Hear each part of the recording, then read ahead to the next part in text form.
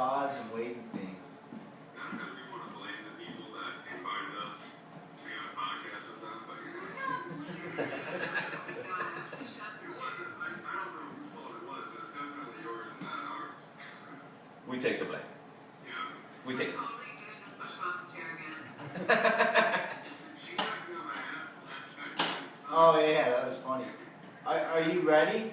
Are you two ready? Yeah. Are you ready? Are you ready? Are you ready? Wait, are you ready though? But are you ready? Okay. I don't know which one of us you're asking. I can do that for hours. Yeah. Hey, two guys in a buzz here. We have special guests with us today on the show, Nicole and Josh O'Rourke. Why don't you tell us and the listeners a little bit about yourself, and if they can find that you're up to. Hi. Hello. My name's Josh. I'm joined by my wife, Nicole. We co-host a podcast called Bargain Bin Radio and another podcast called A Guy and Girl in a Time Machine. Find us on iTunes. Basically, we just like to bullshit about pop culture and entertainment news, movies, video games, what have you, just whatever we find interesting. So, that's all that's interesting about me. What do you say? What do you got? I don't know, you pretty much said it all. Jonathan turned me on to Twitter, so we have a Twitter account now. Get your tweet on. Yeah, at Bargain Radio. So. Yeah. That's the only Twitter, Twitter is so confusing. I tried using it, and I only use it once in a while to talk to random people, like Zack Snyder and stuff. I'm like, you should totally have our dog be Crypto in the next movie. And so it's like stuff like that.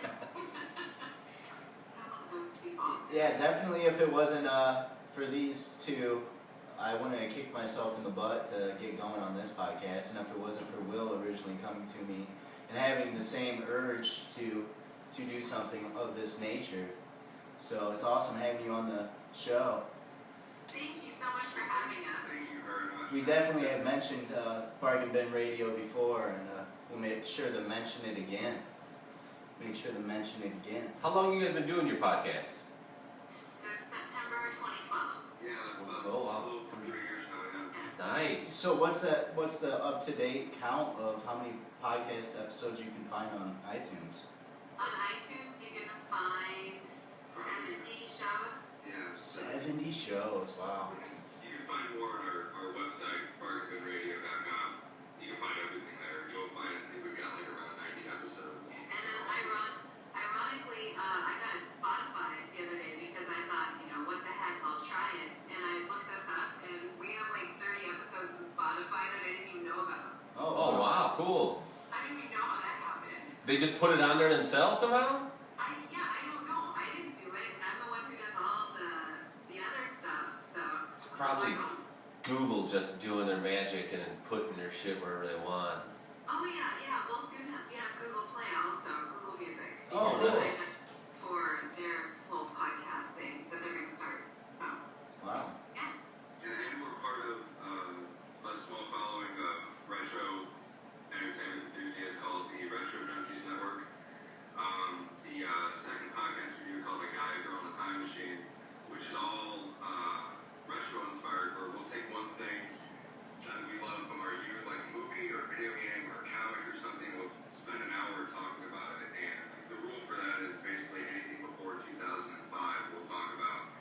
And so we're part of that network, and I'm going to be on an episode of one of their podcasts called the Turtle Flakes Podcast next week, which is about the history of the Ninja Turtles. Nice. And so my buddy Rob co-hosts that show with his buddy Josh, and I'm going to be joining them next week.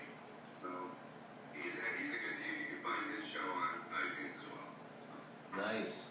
Yeah, I just got done reading your Ninja Turtle story that you got going. Just finished part 4, man, and that is awesome stuff, man. Pretty good writing, man. Thank you very much. Yeah. It's a slow process right now because pardon me for saying this, but I fucked up, and when I started writing that, the whole process of getting that story going in my head was I wanted to see Leonardo and Raphael fight and have a real fight. Yeah. And I was like, okay, so this whole story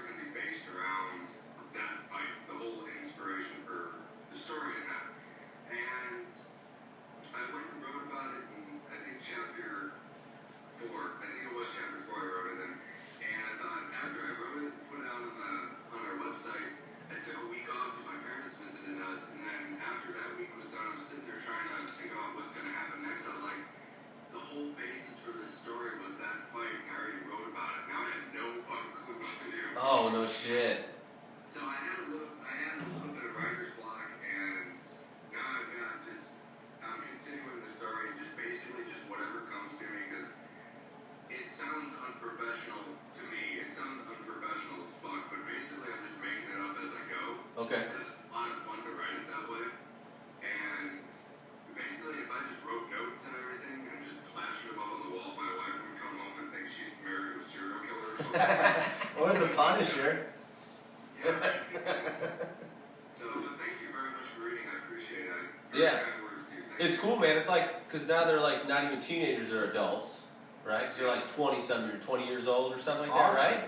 And it's cool because he even does like gives the height, the weight, you know, their primary weapon, their secondary weapons. So you get, it's cool as you're writing. This is only the fourth part. You get a nice bio of each character, April and Casey and they even got their kid into the bio of the kid, but you see their kid, you do a little story with her in their house and stuff. And it was cool, man. Just, I mean, I enjoyed reading that. That was awesome. Who's kid? Raphael and April O'Neil's? No. Yeah, Yeah. It's a lesser known character called Tadwell Tally, you know, that's what that is. No, it's Casey Jones and April O'Neil had a daughter named Shadow. And in the original comics, Casey had a daughter named Shadow with another woman. And he married this girl, and she died during childbirth, and he raised the kid by himself. And then him and April get together, and so she's kind of the stepmom. But I just thought it'd be a better story if they had a kid together, and then what kind of dynamic would that do with the rest of the team? Ah, nice. And the next chapter I'm writing now, just to give you a preview, it actually doesn't continue the story. It takes place before the story. And it's about April and Casey talking about having a kid together because they just hooked up one night without ever really planning on doing anything afterwards. But now they're pregnant, so what are they going to do? Oh. And One-timer. When you hear guys say they're pregnant or we're pregnant, that's amazing. It's just funny. well, I've had a lot of practice. Pregnant? Yeah, well, you know, Hey, guys share the experience. Yeah. Yes. Yeah, but so I thought it would just be exciting. I love adding reality to ridiculous characters like the Ninja Turtles. As much as I love them, they're freaking gonzo. Yeah. I was like, let me inject as much reality into it as I can because I love science. I hate magic. So it's like all the magic mysticism stuff is out the window. So let's just go almost Star Trek levels of science fiction into it. Right. Yeah. Yeah, that's it. Oh, I not from the 50s then, because then science is magic. drum roll. Magic that we don't understand yet. Yeah. Right. Yeah, it was Josh that after I saw the new Ninja Turtles, I was like, the Ninja Turtles were trained by Splinter, who, you know, learned from watching his master and whatever, and Josh was just like, what was it? Oh, you were like, a mutated rat learning martial arts from his master is just as believable as a mutated, or The turtles learning. or a mutated rat learning martial arts from a book. Yeah. Or an alien rat. I got to let some stuff go. The movie's called Teenage Mutant Ninja fucking Ninja Turtles. Yeah. Let it go a little bit. Right. Just the concept alone is unbelievable. Yeah. Suspension, disbelief, let it take care of itself, you know? I agree with you on that. Yeah. Yeah, it was it. It's all in fun. Yeah, Josh and I have known each other for a long time, and I remember one time I went over to his house when I was younger, and Resident Evil had just come out. And he came over and he was like, dude, you gotta see this game. And I went over to his house, and it blew me away. He started it all over so I could see it from the beginning. And there's a part, remember when Jill and Barry walk into the little dining room area, and there's that, he's like, there's blood here. And This is not Chris's blood. yeah, and I'll never forget your joke. You're like, and in the shape of George Washington. And if you see that blood stain, it literally looks like the shape of George Washington. Totally, yeah. I was playing that game on Halloween. I was showing my kids that. I was like, that's a very weird blood shape. I mean, like, blood doesn't splatter that way. Yeah. And when it pools, it kind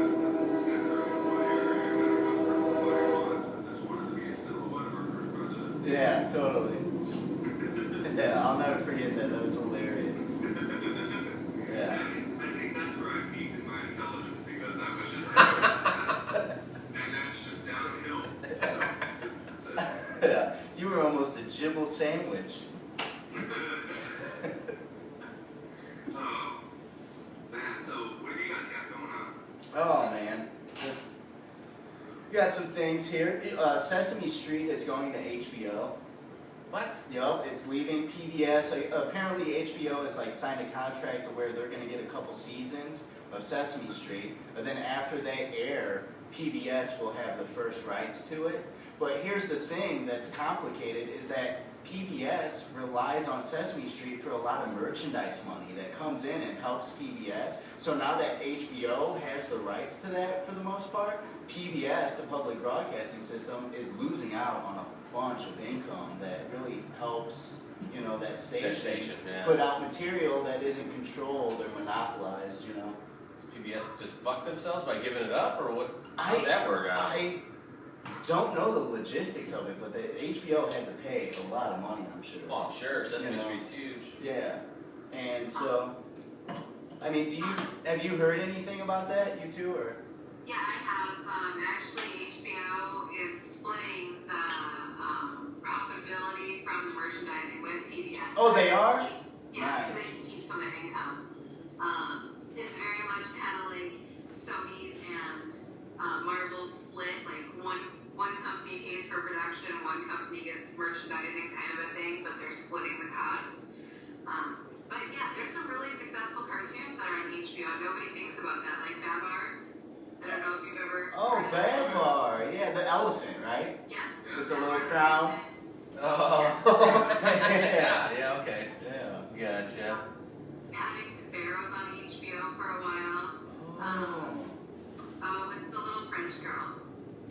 Madeline, yeah. For a while. So there are some like actual kid-friendly shows that have been on HBO. Normally people just think Game of HBO. Thrones. Right, adult shows for sure. Sopranos. Yeah, those are kid friendly. Yeah. Oh yeah. Hey, what happened to Saturday morning cartoons? You know, they just like disappeared because of cable stations that just play cartoons all the time. And it's kind of sad because I just really enjoyed when I was a kid waking up and just watching so many awesome cartoons.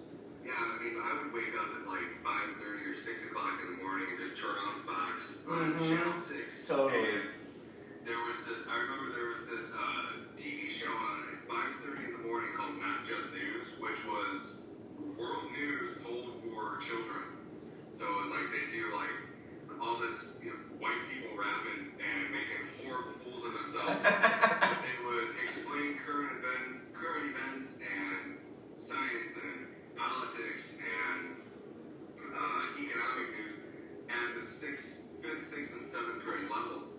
And I remember really enjoying that show. And then for the next 8 hours, my brain would just turn into a scrambled egg watching straight up. X-Men, Garfield, Street Fighter, whatever. Yeah.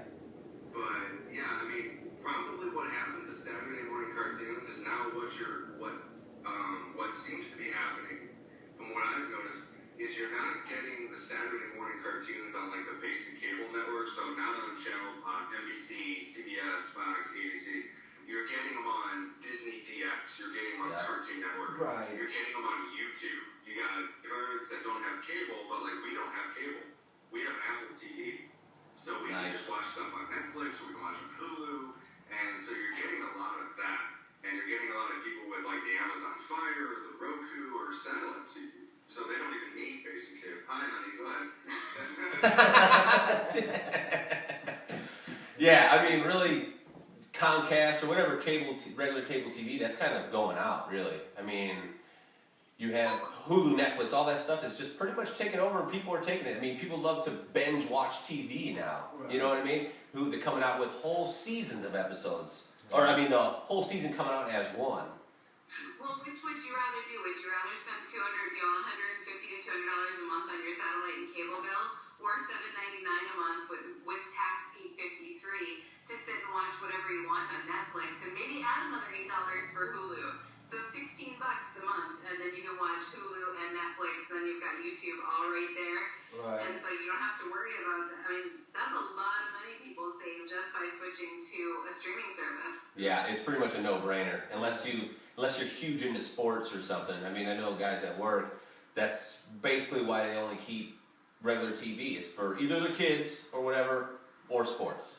Well, with that too, you can get ESPN, UFC, NFL, and then the Hockey League, National Hockey League. You can get all of those as a pay-for subscription by themselves, and they're each $5.99, except for NFL. NFL is like something crazy, like $70 a month or something. Jesus, like that. what? Yeah, it's like I have the NHL package on my PlayStation 4. Okay. So I want to watch a hockey game. I just turn on the PlayStation. I don't even bother with anything else. And with that, with that, you probably get all the hockey games you want too. It's not just what your local team is doing too, isn't it? Yeah. You can go back to watch Stanley Cups or whatever you want. Yeah, they've even got this little app within the app called like Classics, so you can watch old championship games or opening games, stuff like that. See, yeah.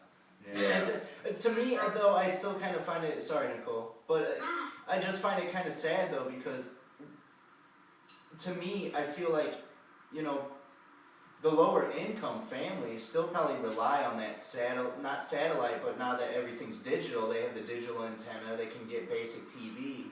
And still, there's like nothing really for a kid to watch on Saturday morning. And I flip through the channels at home, because that's what I have, is a digital antenna that picks up like probably like 5-6 channels. Terrible. 3 of them are in Spanish, and one's like this constant blur of news.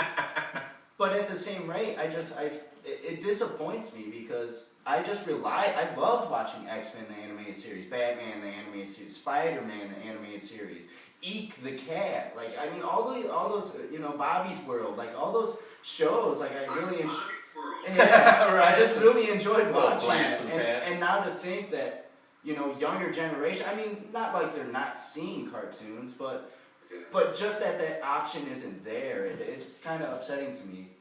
Yeah, we kind of grew up at a time where having cable wasn't that big of a deal. Like, you had regular TV, right?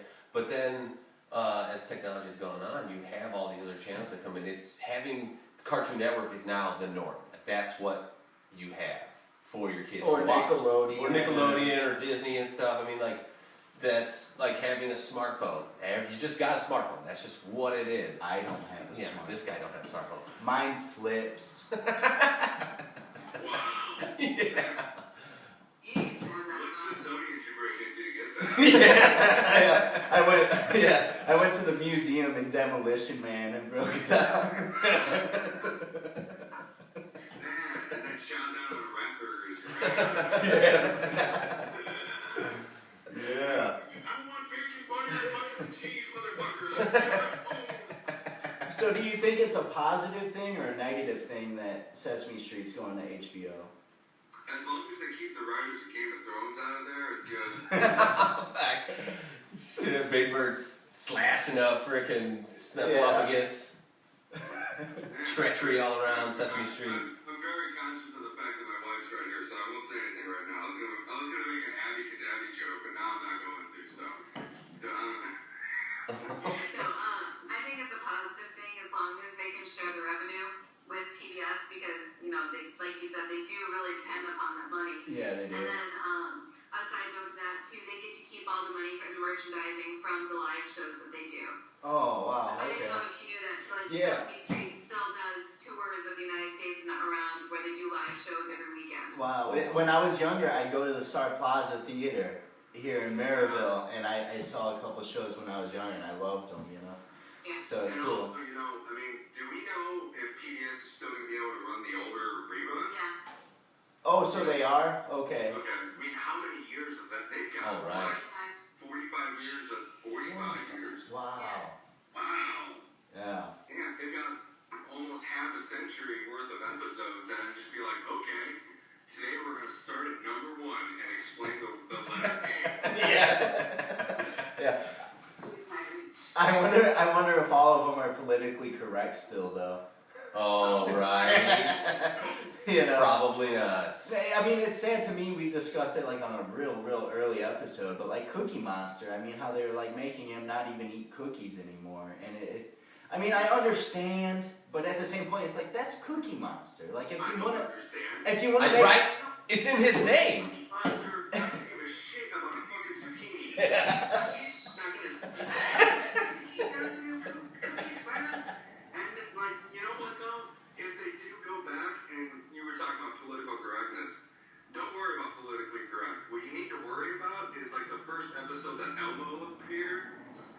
Elmo was just like, I'm cutting a motherfucker right now. I don't care. Leave him alone. Fucking Oscar the Grouch ain't got nothing on me, you know, because he was a mean-spirited little red puppet, and then they completely changed his character in the 80s when Kevin Clash came on, and maybe it was the late 70s, because he was the one that really created the Elmo character, how Elmo just loves everyone, and then they put that character on a t-shirt and just went away with itself. Right, they made him tickable. Yeah. Tickle-ish. Tickle Elmo. Tickle me Elmo. People were fighting for that sumbitch, dude. They wanted that thing. I remember that was the toy Christmas '94 or something. Yeah, when back in the 80s, it was Cabbage Patch Dolls. They have like footage of parents like literally fighting for Cabbage Patch Dolls. Have you heard what Nicole's put a lot of work into learning about this? But have you heard how many stores are actually going to be closed the day after Thanksgiving? And Thanksgiving Day. I heard just a little bit. Want to get rid of the whole Black Friday. But really, is it like a lot of stores? Because I think I keep hearing like the certain like, you know, there's a few stores coming up, but is it really that? Well, as of right now, it's like Nordstrom's, Macy's, Hobby Lobby, REI, Williams-Sonoma, Pottery Barn, and then some other like big franchise. Oh, Barnes and Noble, and then some other big ones. Are all of those companies religious? Because Hobby Lobby's usually closed because of religious beliefs. Right? No, they're not. No, Just they're Hobby not. Lobby, yes. Okay. Yeah, and I just want I to. don't really know the religious merits about Black Friday, so I don't really think. Well, what comes to it is that religion comes and it gives natives smallpox. Yeah, that's right. That's history. Which apparently, I don't know. Horrible offering. Which apparently I've heard that there's no proof of the whole smallpox blankets thing. Like it's just a story. So it's just legend that's been passed down. Right, and I guess there's like no truth, like not that there's no truth to it, but I guess like there's actually like no actually written like historically based like thing where you would go, yes, that did happen without a doubt. Okay. Well, I have two things about that. One, history is usually written by the people who win, and then two. And smallpox one. Yes. Where we live, we're surrounded by 4 reservations. And I grew up on a reservation for most of my life, and like going to a powwow and stuff, which is a real thing.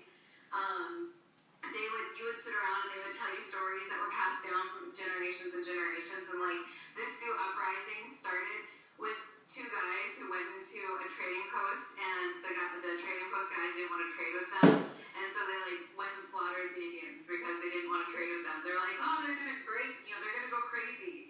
It's like all sorts of stories that you hear within the community are way different than what you hear from, textbooks. Absolutely, Yeah. absolutely. Did you hear about the Native Americans? They just won some lawsuit, settled for $940 million. Yeah. Over 600 and some tribes or something. Uh-huh. That's awesome. What was it based on? Well, Just it was. Reservations. Yeah, because the government nice. didn't fail to pay contracts for housing, education, law enforcement, healthcare, so they sued the government for and won it. But like so many tribes in it, they only got each. I think it was something like $1 million some dollars, which I don't know if that. I don't know. For all they've gone through, is that really enough for each tribe? No, I don't know. Here's the thing. I don't think anything would ever That's be true. enough. That's true. Until like this country itself and the people that maintain it or live within it start accepting it. To me, it's almost like an out of sight, out of mind thing.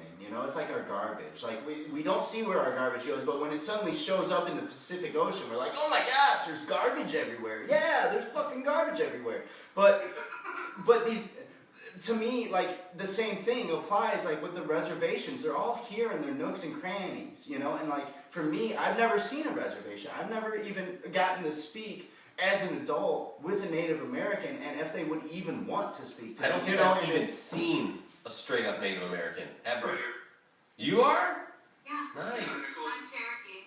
Well, yeah, me Well, there too. goes the But first I mean, name. that's the whole thing. Like, how is Cherokee in my blood? Is it because one of my ancestors raped someone, or is it? You know what I mean? Like, what is the history there of why there's Cherokee in my Irish blood? You know? Okay. Like, I mean, I'm sure it's not a good thing. I can tell you from experience that there's, again, two points of view to that. It's like you go onto a reservation and they want to be a sovereign nation. They want to be no taxes. They want to have casinos so they can make, have a big income from everybody else. The First Nations people want to be, independent of everything, but then they want all of the benefits that one gets from being a low-income family. Okay. Or the benefits that you can apply for. So it's like, which do you want to be? Do you want to be completely independent and not pay taxes and not, and do any of that stuff, which we all have to do because we're all Americans now. Right. It's 200, 300, 400 years in the past. Or do you want to be your own little nation within your own little bubble and then have import taxes and stuff? Yeah. Which is You can't really hit both. Yeah. No, for sure. And there's a big stereotype too when I talk to other people, like they see the natives as almost like not giving a shit. They drink a lot, and they're in their little trailer parks and they have a bad attitude.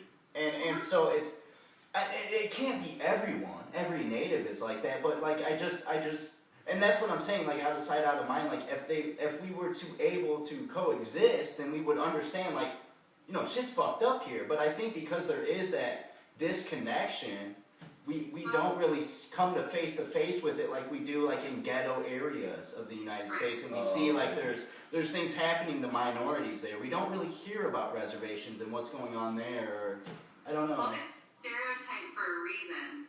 And not that I'm saying it needs to be there, like I'm not all for stereotypes, but there's the reservation I kind of grew up on, I know more about than any of the other ones around here, but since lighter complexion people have a specific, special, slang name, and it means like, stupid white person or whatever. White devil. What's the slang name? I Do you know? can't remember. Oh, okay. Mani Mani Wishy Mani means that your face looks like a dog's butt. Ani mani wishy mani? Ani Mani Wishy Mani. Mushy money. Ani mani mushy And mani. miigwech is hello. But there's, what was I getting at? Oh, there's, the reservation I grew up on was run by someone who was indicted for embezzlement for multiple millions of dollars from the tribe. Wow. He super embezzled and then imported drugs and whatnot, and he was a very, very bad person. He was the chief of the tribe. And the current chief of the tribe is actually the first female chief of the tribe. And she's a Harvard graduate. Oh, damn. And so, like, the entire reservation now runs very, very well. They grow all their own fruits and vegetables, foods for the school. They have a very, very fluid working reservation, but nobody wants to acknowledge it because it's run by a woman. Really? Really? Still? Yeah, oh yeah. How does she get elected, though? I mean, or how's that work? Is it an election? It is, yeah, it's Okay. an election now. So Okay. because she's Harvard graduate, because they were so desperate for someone who could, who They turned to the smartest person in the room. someone who cared, and be someone who could try and branch out. Yeah. It's, Wow. Well, good for them. Geez, way to turn it around. Yeah. Yeah. It is really difficult though, because it's like, do we as our current generation, do we owe reparations to people who were conquered in the past? Because if the answer is yes, then Irish, Asian. Right. Oh, yeah. Especially Everybody's getting paid. Irish Catholic too. I mean, that's because Irish Protestants came here and they had it made, but it's once the Catholics came, it was, they created the Irish need not apply and all that. Well, I mean, just think about what happened after World War II with how many Japanese people in America were put in internment camps. Good point, sir. Josh. Yeah. Yes, sir. Yeah. And it's just like, I honestly, and call me what you will, it's fine. I don't believe that reparations should be a thing. I honestly don't. I never have, because somebody born in 1983 like I was, who had a great-great-great-grandfather who was owned by somebody else, I live a life that he couldn't even dream about, so what the fuck am I being paid for his hardship? Right. Why? I know, and I know there's arguments for and against it, Right. and I'm not discrediting somebody who would argue for it, but I don't believe I would be worthy of any kind of repayment that somebody so far behind me would have to go through. I have no idea what his or her life would have been like. Why am I gonna get a lottery ticket because of it? Yeah. You know? It's kind of like your life is aces right now. Live your life. Live the life that they probably wanted for their kids, and their kids wanted for theirs. and I think exactly what you just said. It's what they didn't get a chance to have, but deserved, and so now the later generation should have it. I guess that would be the argument, is that these people went through so much that, you know, you're giving them what these people didn't have for going through so many hardships that they had to go through. Now the future generation doesn't have to go through those hardships, and they can have this lottery ticket because so many generations had to go through it. How do you get reparations? That's what I want to know. Like an African American comes out and they want to get reparations. Do they have to prove that such and such farm owner owned their grandparent? Is that how that works? Yeah. See, that's Like, just... you have to be 1/16 Native American in order to register, and you have to be able to prove that through lineage Okay. to be a registered tribe member. So there is a way to go back. There's a paper trail to figure out who gets what. Right. Because I've tried those, like, learn your family tree websites, and I get like 2 people in, and then I can't find anything. So it blows my mind that people can actually trace their family tree to some, you know, hone in on some specific part of it, because it was so hard for me to even, my dad didn't even remember like certain names, you know, then now my grandfather's dead, so it's like I can't ask him what he knows, and so it's just kind of up in the air of really what, you know, my family tree really stretched out to. Right. So Well, like, the thing of it is to actually like find your family tree to where you're John Wilson, who was, you know, Johann Schmidt way back in the day or whatever, and you're not going to find it online. You're going to have to go to some prestigious school and find a genealogist, and you're like, well, here's a bunch of money. Can you take time out of your busy-ass schedule to help me out, please? No? Okay, bye. See you later. There are people that specifically do that. Like, you can, no, I'm saying you can pay someone to find your genealogy for you. Yeah, their job. But what do you do when you have someone who either is from this country or came into the country and their name was like, you know, Running Cloud, Rainwater, and then in the books they're written down as Beth Smith. Right, they changed their name. Totally, right, sure. totally. And that's, and at Ellis Island that happened. From Mexico, and, oh, I'm sorry. No, it's like my grandfather came over from Mexico, and when he came to America, he enlisted in the army and fought in the Philippines during World War II, came back and got his citizenship. That, because of his service, that was what he enlisted to get citizenship in America. Okay. So, and to my grandfather, from what I remember of him, because he died when I was very young, when I was like 15 or 16, and he didn't talk much, but after he was an American citizen, Mexico didn't happen. That just wasn't there for him anymore. You know, that was a bad dream, and now he was enjoying this part of his life. So it's like, you know, was his last name the last name he was born with, or was that the one he was given, you know, from the government? I'll never know, because just all the people that are still around from his generation just honestly just don't remember, are on too many medications or whatever. I'm sorry. Let John and Will talk for a minute. No, but a good question, because a good question is, You're good, dude. do you ever feel like upset? Because I mean, you definitely are one of the whitest Mexicans I've ever seen, John. I was gonna say, I didn't know you were part Mexican. Yeah, his mom and his whole mom's side, and that's the whole thing. Like, do you ever hear like other Caucasians like saying shit, and does it ever like get under your skin because, or do you kind of brush it off, or how do you Have you ever had to deal with that? Somebody saying racial slurs about Hispanic culture or Hispanics themselves, and then there was one time, and it's funny now, and I was so young at the time. It was before I even moved to Chesterton. I was living in Portage at the time, and it just flew right over my head, and it just makes me laugh so much now. But I went to a parent-teacher conference with my mom, and my dad was at work, and I'm walking into the school. And I remember I walked into my second grade class, and my mom's with me, and the teacher says, "Hi, Josh." I said, "Hi, how you doing, Mrs. whatever the fuck your name was?" And she looks at my mom, and she says, "Are you the hell?" Oh, no. oh my Oh, no. And my mother, who was the nicest person next to me, Yeah. my mother says, "Como?"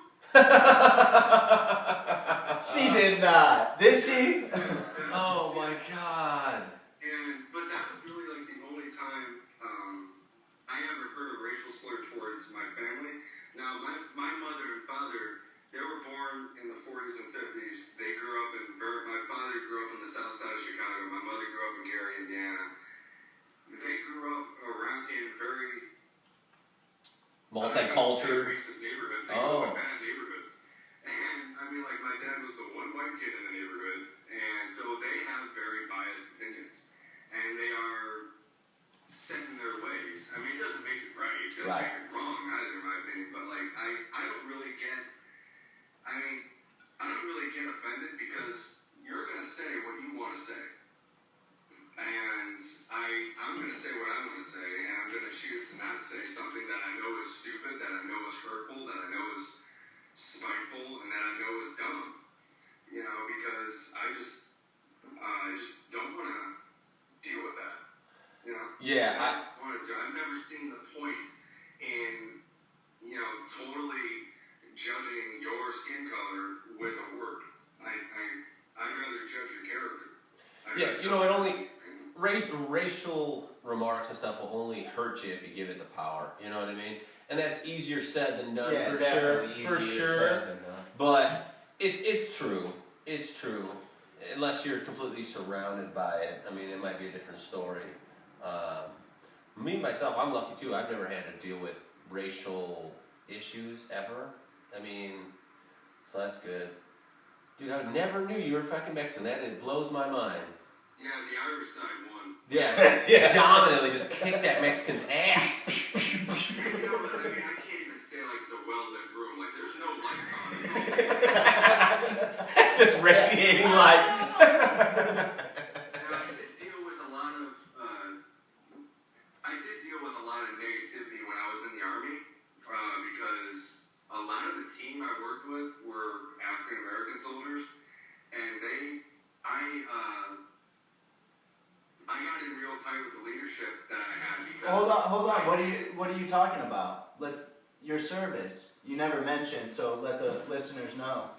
Oh, I'm sorry. My fault. I was in the Army from 2005 to 2009. I was stationed in Germany, and I went to Iraq for a little under 2 years. And when I was in Iraq, my first tour of duty, it was really hard because I was one of 3 white people on my team, and I got complimented for hard work because I never complained. Even if I didn't know how to do something, I would ask and then try my damnedest to figure it out.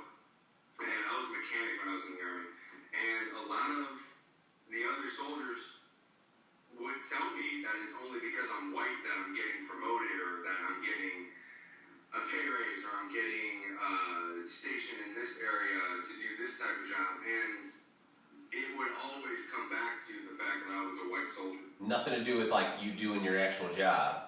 Right. That's ridiculous. Yeah. How about you, Nicole? What was your service? How long were you in? Yeah. That's okay. Okay. Go ahead. My service was that I was previously married. My first husband was stationed in Germany, and so we moved with him. Okay. That's actually where I met Josh, was in Germany. Ooh. But Hi. hi. But he was unfortunately, he was unfortunately killed in action in 2011 in Afghanistan. It was his to the Middle East, but his first tour to Afghanistan. So it was like 21 days into his third tour. He was killed in action. So, but he was also a mechanic, and Josh knew him as well. Yeah, I had met Nicole because he had invited me over for dinner, and Nicole and I hit it off. So yeah. Wow, so it's like a kind of like a Spawn thing, right?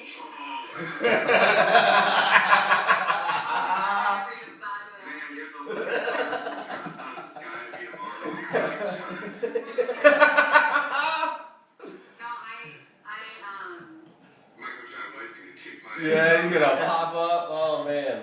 I lived in Germany from 2005 until 2011, almost 2012, and did all sorts of exploring and stuff there. But I pretty much became whatever team we were attached to. I became their mom.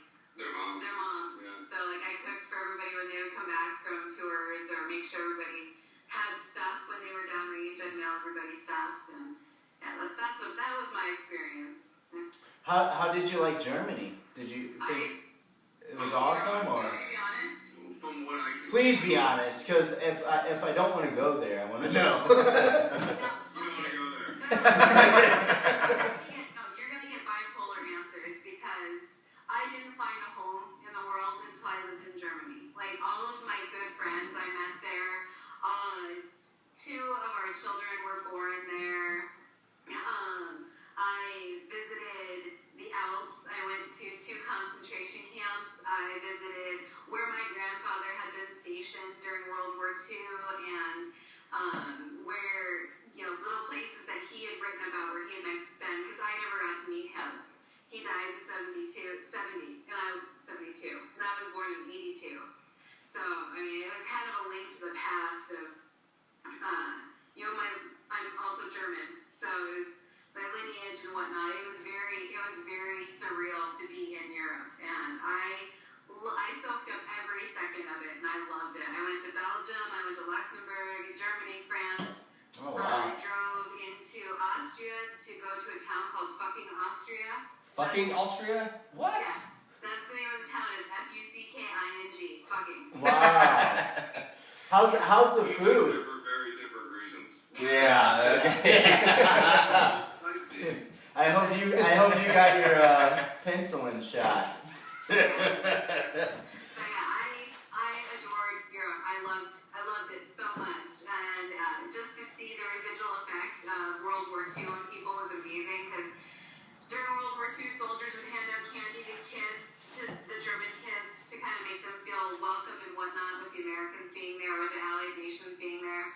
And so now, you walk through like a post office, a grocery store, anywhere, and they'll hand out stuff to the kids. Like they'll give them little Haribo gummy bear packages, or if you go past the deli counter, they'll give them Fleischwurst, which is like a bologna.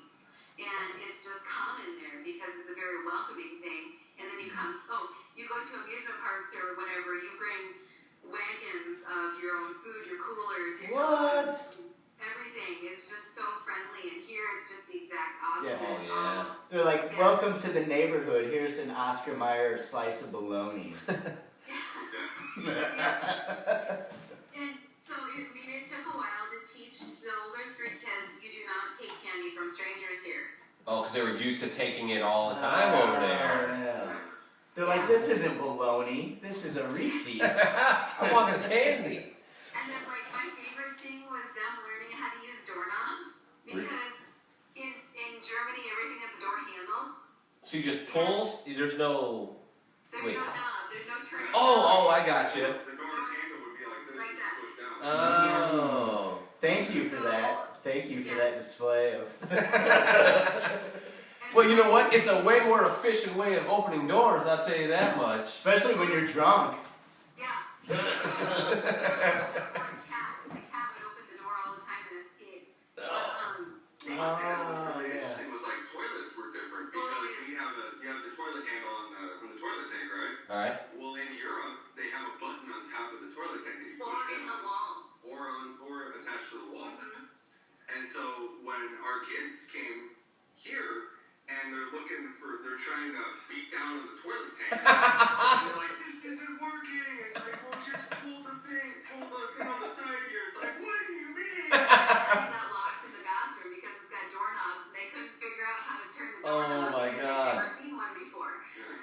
That is hilarious. Yeah. So I got a story with going on that. Okay, all right. Okay, so older woman, elderly, from Austria, she shredded 1 million euros to stop her family from inheriting it after she died. That's badass. Yep. The grandmother, now dead, her family went to her house and was devastated after seeing all of her banknotes, saving books cut up into little pieces on her bed. They found shreds all over the place. They were at least eased by an Austrian prosecutor who explained that if they can even prove the origin of the money or find little shreds, then the National Bank will replace it. But yeah, this elderly woman, she shredded all of her money. What gets me is that they're devastated about the money. She's dead, Right. but they're devastated over the money. Yeah. And that might be writers' words, you know, how articles, they try to exaggerate stuff to that's get people true. readers.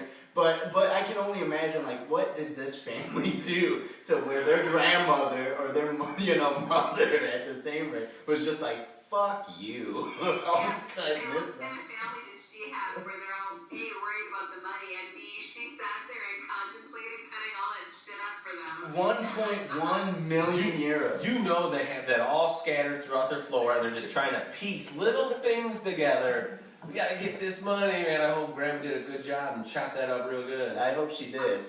How much was it again, Don? 1.1 million euros. So I don't know if compared to US dollar, what is that? It's more. No, that's like $1.7 million, maybe $1.8 million. Oh yeah. Wow. Yeah. Well, you know what though? I mean, like, to what you were saying about how the family's devastated. I think I can be fair here and speak for pretty much everyone. If you find out $1.5 million has been shredded in your name, it's kind of like, fuck. I think we'd all be a little That's a little bit of a mind fuck. Devastated. Yeah. Yeah. I don't know I run the risk of being that guy, but I'd be like, damn, Grandma, what the fuck? No wonder I didn't like you, Grandma. Yeah. I would sit all of my family members down and be like, which one of you pissed in Grandma's Cheerios? Uh-huh. Because you're the one who did it. Yeah. Yeah. It was me. Yeah, once I piece together a couple of one of these hundreds, you ain't getting one, motherfucker. Yeah. Oh. That's a tough grandma. So let's hit a little news real quick. There's been some controversy within the poll system of the presidential elections of just the candidates themselves of saying, you know, we're seeing a lot of Clinton, we're seeing a lot of Trump, now we're seeing Ben Carson. The reason that we're really not feeling the burn on these polls is because it's dealing with landlines, and few millennials, even Generation X people, have landlines. And what's happening is that they're going through a machine, actually calculates, makes up numbers, matches them, and then dials, and it's always a landline. So they're hitting landlines only. It's not really showing the actual, because I myself, I always feel like I'm never included into these polls. Yeah, who's getting called on these polls? Yeah, and it's like, if you're not asking me, then how many other people are you not asking? Right. And how many other people are not giving their opinions? Do you guys have a landline? Yeah, we do because We have to. it's cheaper for our internet package. Oh, yeah. Not only that, but we live 14 miles away from any town. Oh, and yeah. so we have to have a landline in order to, like, if the power goes out or something, we have to have something like that. So, Okay. Gotcha. Yeah, you know what, with those polls though, man, it makes a lot of sense if that's how it's ran. I mean, I don't know. I haven't had a landline in I don't know how long. It's got to be every bit of 8 years, 7 years for sure. And I think more and more people just don't have landlines unless you got, you know, the package deal. That's how they sell it to you, right? Totally. That's how they sell it to you now, just so they can try and get you to get the landline. Yeah. You know. Yeah, and you can't really like blame the consumer for that either, because there's a lot of people that just like, I have my cell phone, that's got my phone, it's got internet, it's got everything on it, I can even play games on it. Right. And then there are some people that don't even have a cell phone, they have a prepaid phone, and then every month they get a new one or whatever. Right. It's Yeah. cheaper for them, or it works for them. Right. And Yeah, that's a good point, Josh, because I didn't even think about all the people that do the prepaid, because it's actually a pretty good deal if you do those. You buy the phone and then you buy that card and do the minutes every month. I mean, you're rocking the flip phone, but that's somebody's lifeline. That's all I got. That's all I got, brother. I guess apparently, like during a zombie apocalypse, you would want a landline because landlines are actually more Pretty stable with that, yeah. 'Cause they're better off being there like forever instead of like if something happened, the satellites would drop and Right, the towers would drop, hardwired, but you hardwired. would have this hardwired way to communicate. Now, as far as polls go, is there a better way of doing polls? Is there a way of it? I mean, how do you communicate to the masses Right. online?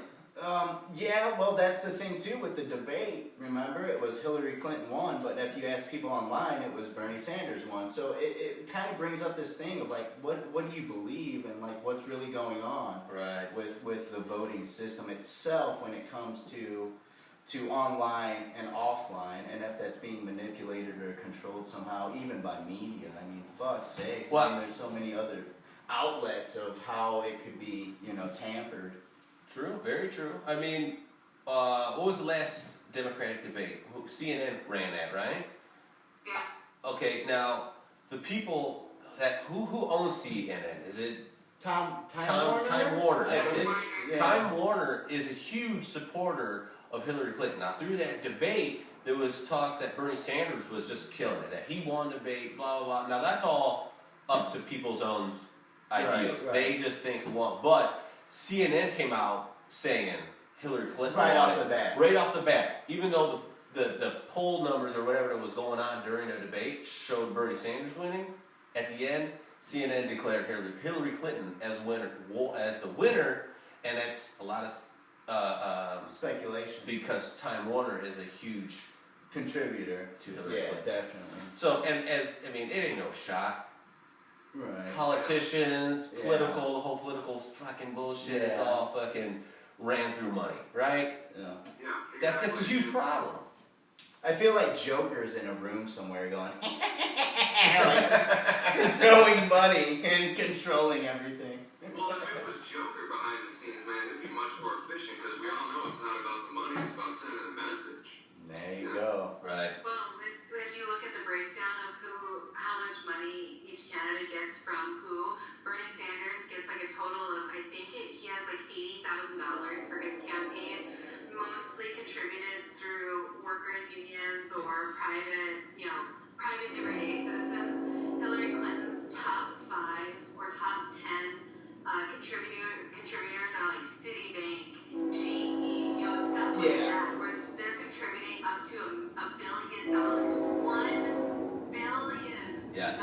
Like Dr. Evil level of money. Right. Yes. Yeah, totally. It's ridiculous. Yeah, she hasn't even begun to start slamming people. I mean, No. she's got so much money sitting in reserves, just ready to start putting out and that's shitty the campaign thing. ads. Yeah. So right now, like with the landlines, you're getting a lot of baby boomers, and baby boomers still believe in that old system of, I mean, all these candidates have money in their pocket, and they have money from these corporations, you could say, or these certain providers, and to break that system, it's really upon the younger generations to try and change that. I know this is going to be my first time voting ever, Same here. and so I've never, as a younger person, believed in the voting system, and now as I'm getting older, I want more say in the country that I live in, and if I can have a say, I want to try. Well, what's really funny is my mom, she's a hardcore Republican, and she's the most controversial Republican in the history of the world because she still believes in it's your body, do what you want to kind of thing, or, everybody for themselves, but she's Republican through and through. Like, she subscribes to the Rush Limbaugh newsletter. Oh, wow. She listens to them on NPR. She is Republican, and I have showed her a lot of Bernie Sanders stuff, and she's like, check this out, Mom, because he's cool. You know what he is? He's making sense. Yeah. That's what I love about him. Is he's just making sense. He's hitting on key points that a lot of politicians fear to touch on, and they almost go on the outside of it, and I'll dance around the bush, I'll say this, you know, I'm not going to cut Social Security. But why would you cut Social Security? Because even Ronald Reagan back in the day said that even if you cut Social Security, it wouldn't help anything. That's the whole point. But these same topics are brought up.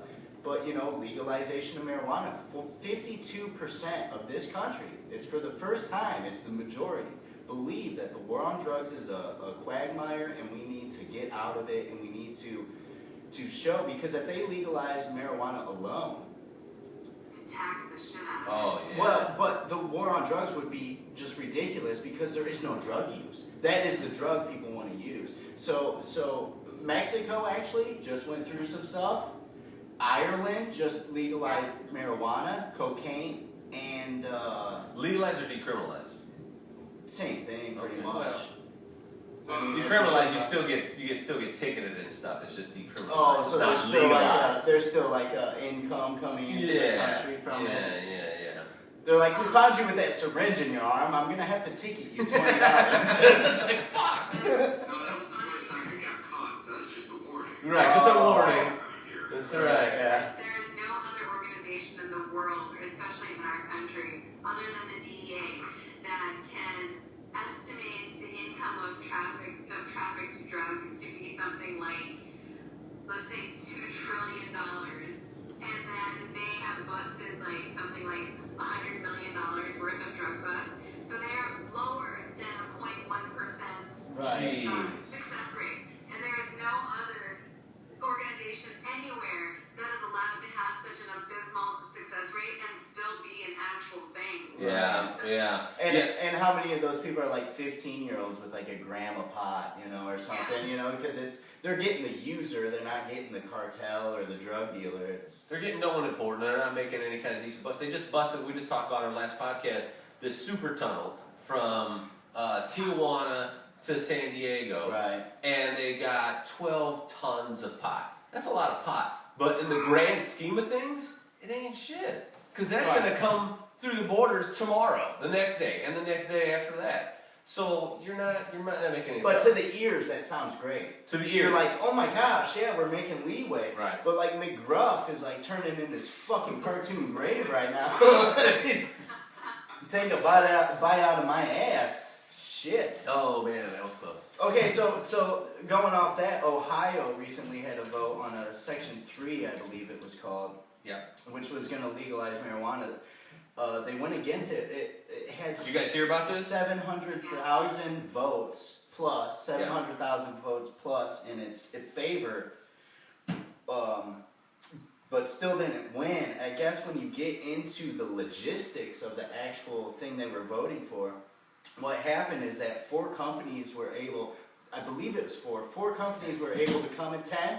Well, they were owned 10 parcels of land, but I don't know if it was that actual 10 farming groups. Okay, it could have been 3 different companies, but it was like 10 different farms, right? Okay, yeah, because it was 10 other, like, they would be able to run and monopolize those lands, and nobody else would be able to grow it. So it was these certain companies would be controlling all of the growth and marijuana, and so normal people, which this is a plant, it's natural, wouldn't be able to grow it without facing some kind of penalty because of that, because it would have been controlled, and so that's why they voted no. Yeah. Smart move. You I know mean, what like that?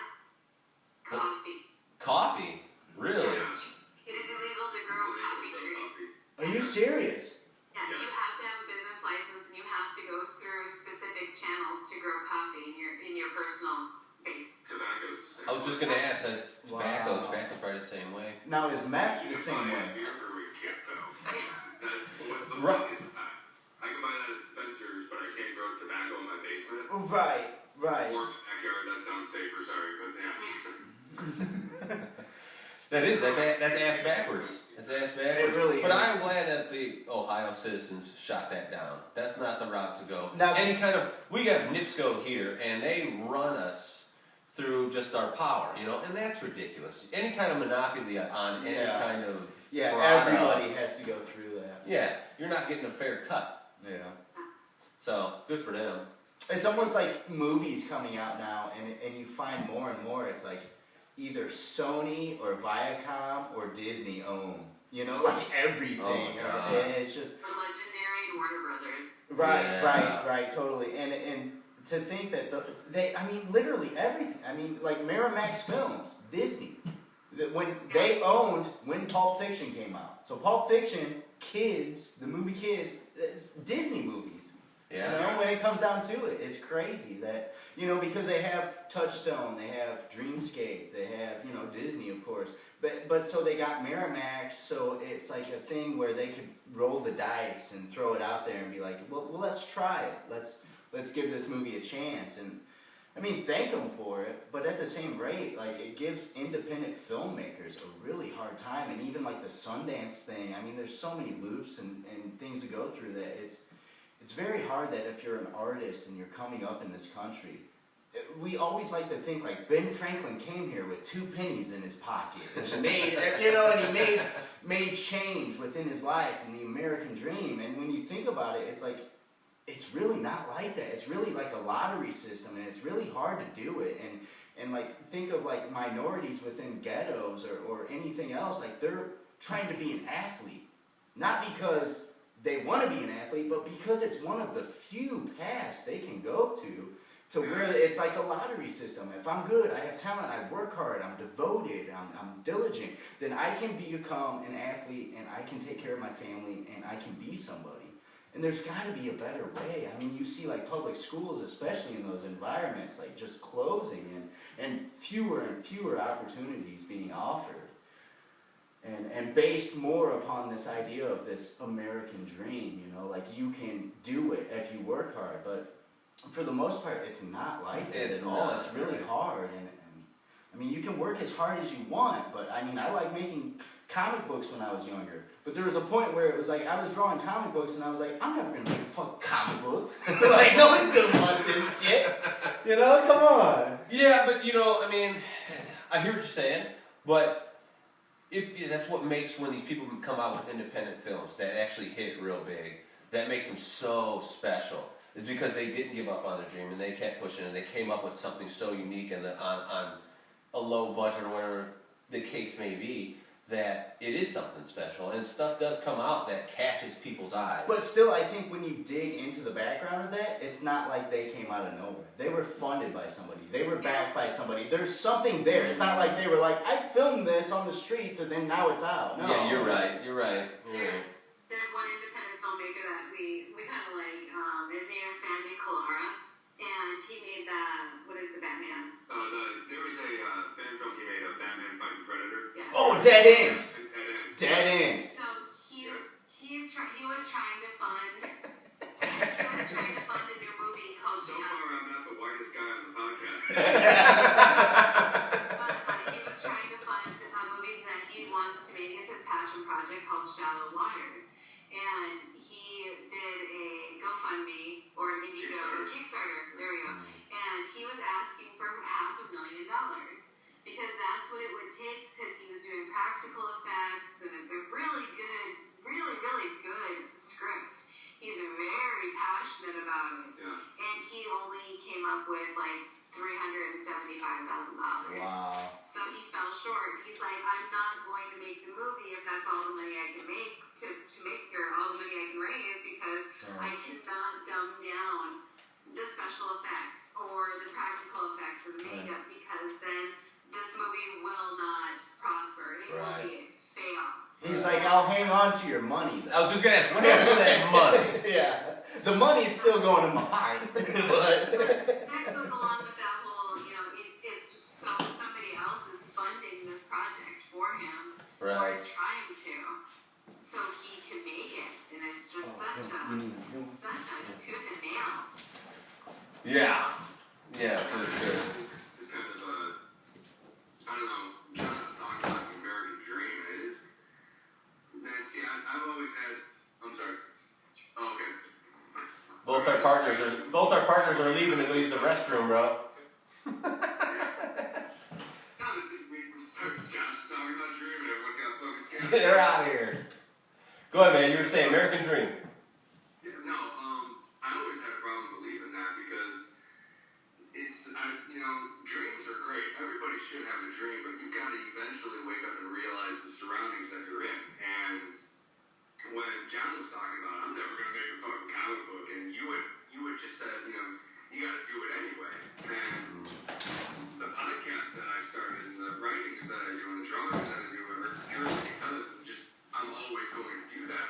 I mean, the podcast you guys have, yeah, sure, it's 15 or 16 episodes into it right now. Right. 4 years from now, you'll be probably 100 episodes into it, and who knows what kind of audience you'll have then.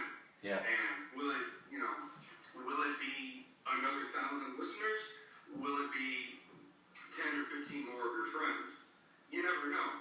You just have to just keep doing something that you love doing. There you go. Regardless of what the hell. Thank you. Moose ears. No, but just keep doing what makes you the person you are. Right. That's really what it is, right? I mean, in life, as long as you're doing something that you're happy with. I got my job. I work in the steel mill. I'm not happy in the steel mill. I don't think anyone working in the steel mill is happy with their job. We do it because it pays the bills. Yeah. Doing this is fun. It's exciting. It's creative. This is something I look forward to once a week.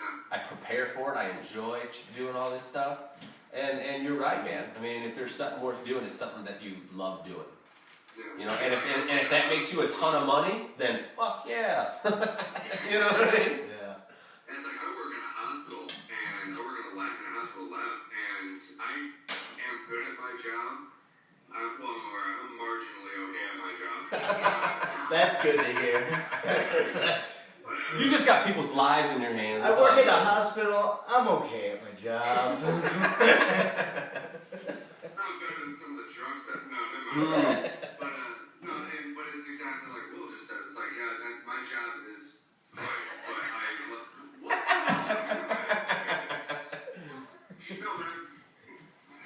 But yeah, you hit the nail on the head. Just keep doing what makes you happy. Like I work to pay the bills, to put food on the table, and to supply. This is my desire right here, Nicole. But this is my desire podcast right here is doing this and reaching out to you guys and talking with you.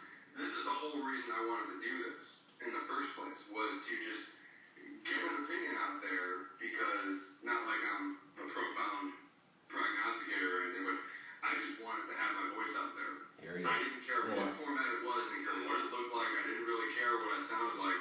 I just wanted to have my opinion known by, you. But I just wanted my voice out there. And because I remember when I was a kid, I used to watch old Van Damme martial arts movies and movies, and I started taking karate lessons because I wanted to be in martial arts movies. And then when my mother told me when I was 15, shut up and go get a job. Okay. Okay. Because my mother totally just put everything down on lock and said, no, you're getting a job tomorrow. Okay. And I was like, okay. And I've been working since I was 15 There you years go. old, and I realized that that's what I'm supposed to do. That was your Hispanic heritage kicking in right there. Get a fucking job, loser.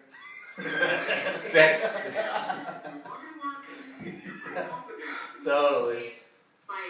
We're so opposite, because I started doing this because you wanted to do it, but you weren't going to do it, so I was like, well, let's do it then. I motivated the shit out of me, but I'm happy just being in, what do we call them, an introvert? Is that the right word? Yeah. I'm happy just being an introvert, and I would like to have a dozen chickens and a mini cow. Wait a minute. A mini cow, that's legitimately a small little tiny cow? Yeah, they grow, they're 46 inches tall is all the taller they get. And, So you're the ones you get a half garden milk from. No, you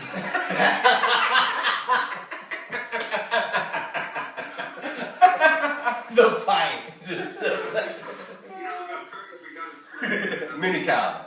Mini cow. Thank you, eugenics. I would like to have a sustainable house, a whole farm kind of thing, do the garden, have, I don't want to eat the chickens because I would name them all and it would just be horrible if we ate any of them. I hear you. That's what I want to do. That's Dude, anyway, man, movie tasted good, baby. Oh, man. Can't wait to have all funds tomorrow. Well, because we grew up very differently. Like the first house I grew up in had no running water. My mom and my dad built a house. And they had a choice of electricity or running water. They could only afford one or the other, and they chose electricity because they can always melt snow, and we live next to a river. Yeah, Damn. Holy shit. How long did you live like that? Until I was 3. Until last week. Till last week. Yeah. We just upgraded. Yeah. During that time, my mom was a fur trapper. That's how Fur trapper, no shit. Not a fur trader. No, she would. No. I kid. I was gonna talk about the giant beaver that I saw once, but I don't think that's. That's some serious Little House on the Prairie shit.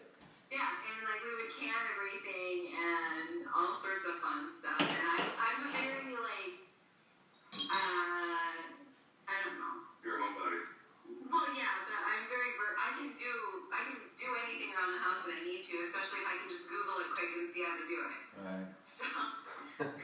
Well, that's the thing with introverts, because I always thought introverts were like hermits, right? Or agoraphobics, right? They were afraid to go outside. But the fact of the matter is that because I found out I'm introverted, so I was like, what the fuck? I'm not like that. But I guess introverted people are better as entertainers or as people that speak to someone, but it's the little trivial conversations. That's what makes them feel a little uncomfortable. So it's nice weather. How are you doing today? And for me, personally, I'm just like, what do I even say to you? Yeah, the fucking sun's out. Like, what? Here, I have a great example of that. Okay, so our neighbor who lives half a mile away, she came over one day to bring our dog back because our dog got off the leash and ran off. And she stopped by and brought our dog back and said, I'm just on my way to town right now to pick out a coffin because her uncle had passed. And I was like, well, I'm so sorry about that. We talked a little bit, and then as she went to go get to her truck, I said, well, you have fun now. Oh no! Yeah. She hasn't talked to me since. And that's the introverted response right there. That was a year ago. That was last Thanksgiving. She has not talked to me since. I wonder why. Yeah, as she drove away, I messaged Rolled in the box with Dad. I just messaged her real quick and I said, I am so sorry. I am Captain Awkward. I did not mean to say that. And then her reply was, okay. So let's hit Buffoon Goon real quick. All right, let's do it. We're gonna do a segment, Buffoon Goon. Dun, dun. Boom goon. Dun, dun. Boom goon. Goon. Okay, so you got any? I got 3. You got 3? Let me do mine first. Okay, Benjamin Golden. He is a Taco Bell executive, and he has lost his job because he got into it with an Uber driver. He was belligerent. There's video of him. The driver pulled over, told him that he was drunk. He asked him several times, where are you going? He replied with nonsense, belligerent, ununderstandable. So he pulls over. He said, dude, if you don't get out of the car, I'm going to call the cops. That's where he became upset, Benjamin Golden, and he starts literally slapping and hitting the driver and slamming his head up against the window.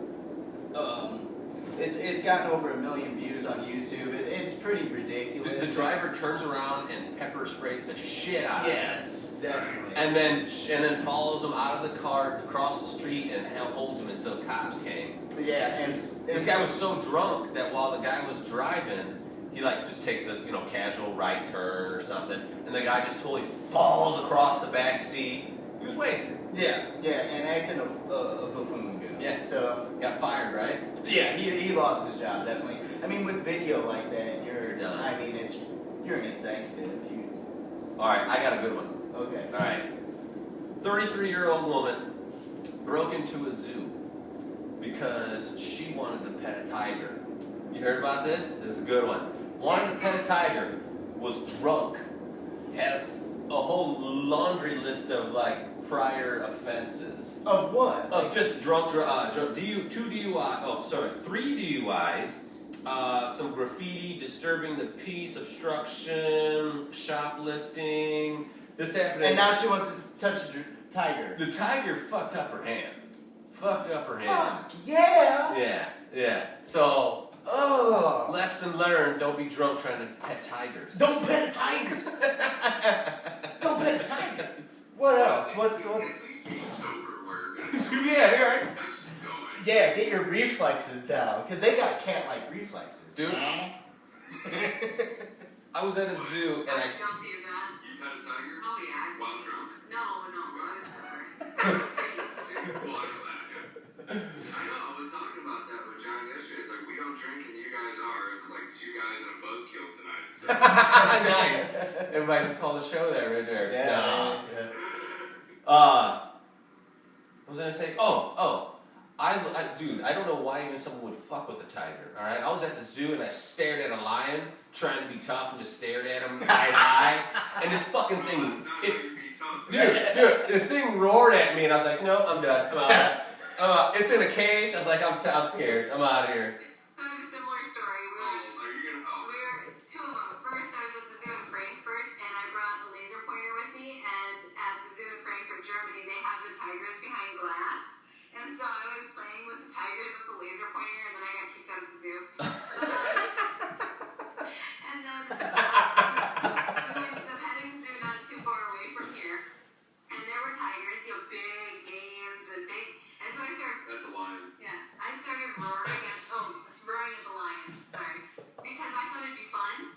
And so all the kids and Josh are standing up along the fence, looking at this lion while I'm roaring at it. And finally, he turns and he just roars back and charged at the fence. And so Josh grabs our at the time 7-year-old son and holds him up in front of him. Oh no. You know what? Go ahead and judge me. I Okay. was gonna live. Yeah. You can always make another kid. Hey, Right. you can always make another kid, right? No, No? that's Oh, no. Okay, all right, well. We have since then, just in case. I mean, I want spares. Hey, I hear you. No. All right. Man was upset that Walmart stopped selling the Confederate flag, right? No, So here what we he go. decided to do was that he walked up to Walmart and threw a freaking bomb in there. Threw a bomb. Now, I guess this... seemed like an appropriate reaction. Yeah. Like a Drano bomb or like a... They didn't specify. It didn't make any kind of serious damage. Doesn't matter. It's a fucking bomb. Exactly. He did this at like 2 o'clock in the morning or something. Cops busted him when driving through a red light. He went through the red light after he threw the bomb. You would think you'd be careful going back home. Yeah. Went through the red light. Cop pulled him over, held him, found out he was the dude that bombed Walmart. You know, he's in all sorts of trouble. I mean, you can claim terrorism over that, right? He throws the bomb in, and then he grabs a shopping cart and starts shopping through Walmart like nothing happened. It's a bad one. Yeah. Wasn't me. I didn't do it. I'm just getting some groceries. I'm getting bananas. Whoa. Oh, that? What did you say it was? It was 2 a.m.? Yeah, it was So 2 a.m. So it would only be appropriate for him to continue shopping if he was wearing like flesh-colored tights and then you could see his thong and Yeah. He had some crazy ass Dude. ring on.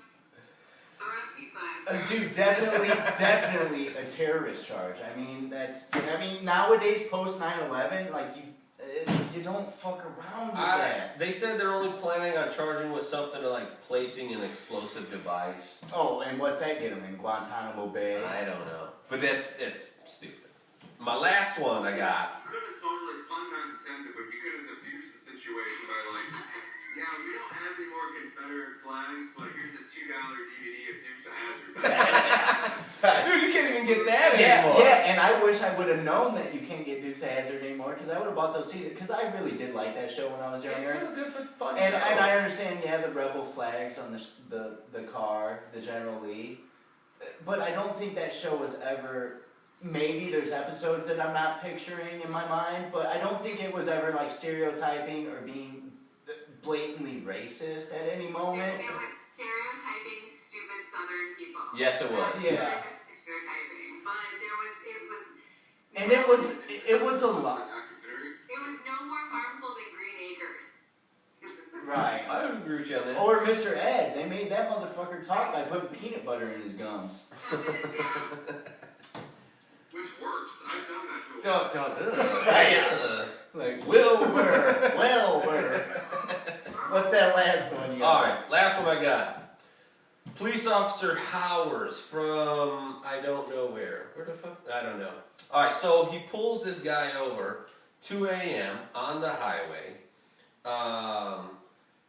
Shortly after calling the stop, reports that the driver shot him and he had returned fire. He had shown that the bullet had grazed his vest or something like that. So they went in this big manhunt to find this shooter that had pulled over, right? Yeah. Turns out this guy was lying the whole time.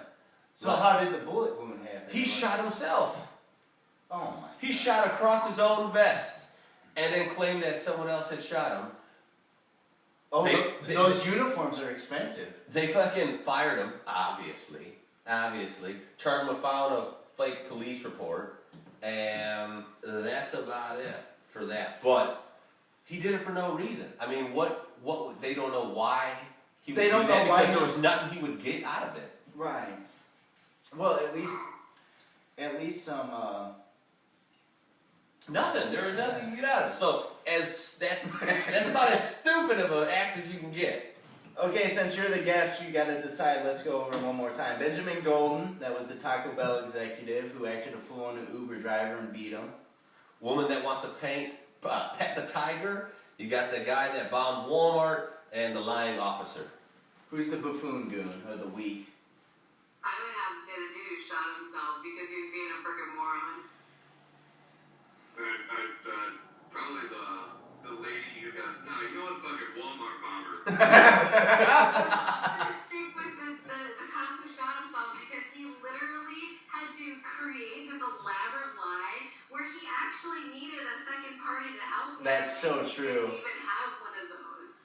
No. He like, screwed himself. Okay. I tried bombing Walmart. Let's for the first time ever on Two Guys in a Buzz, let's have on Skype the two of you rock, paper, scissors for who is buffoon goon. 1, 2, 3, and then shoot? Yeah. Okay. 1, 2, 3. Shit. We're sober. Early shoot. You ready? It's not the first time, dude. Oh, yeah. All right. 1, 2, 3. No. No. Oh no! Oh no! So we got the Walmart bomber. Walmart bomber. Okay. Buffoon Walmart goon of the week. bomber is buffoon goon. What was his name? We didn't have a name. They wouldn't release No, it. they didn't. No, this dude looked big old beard, dirty as shit. He looked like a bomber, a Walmart bomber.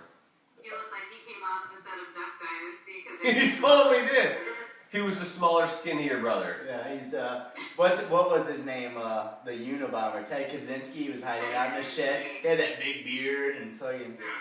big bushy beard. He's like, lift this piece of wood and blow off your fingers. I'm getting back at America. It's like, dude, you got a guy that was shopping and thought he was picking up litter. Like you didn't help any, or just like you are just an idiot. Okay, so Walmart bomber. That's it. 1 second, I'll be back, guys. Yeah. Okay. Hey, did you see Heidi Klum's Halloween costume? No, I didn't. Oh my! Jessica Rabbit. Oh my God! It was so good, Did right? it really look good? I'm gonna bring it up right now. It was she did the whole latex thing and huge fake boobs. What I do you mean, mean latex thing? for her eyes to be like extra puffy and stuff, man. I'm bringing it up right now. Oh, really? Mm-hmm. Yeah, she had a body cast on where it wasn't, you didn't see her actual body, you saw what would have been Jessica Rabbit's body. So instead of having her regular breasts, she had a big latex suit on, like side boob and all. Yeah. Well, Heidi Klum is already well endowed. I mean, in the chest area, Jessica Rabbit style, maybe, that's a cartoon, it's exaggerated, but you would think that maybe there's something. No way, that's it? Yeah, man. Oh my gosh! It's crazy.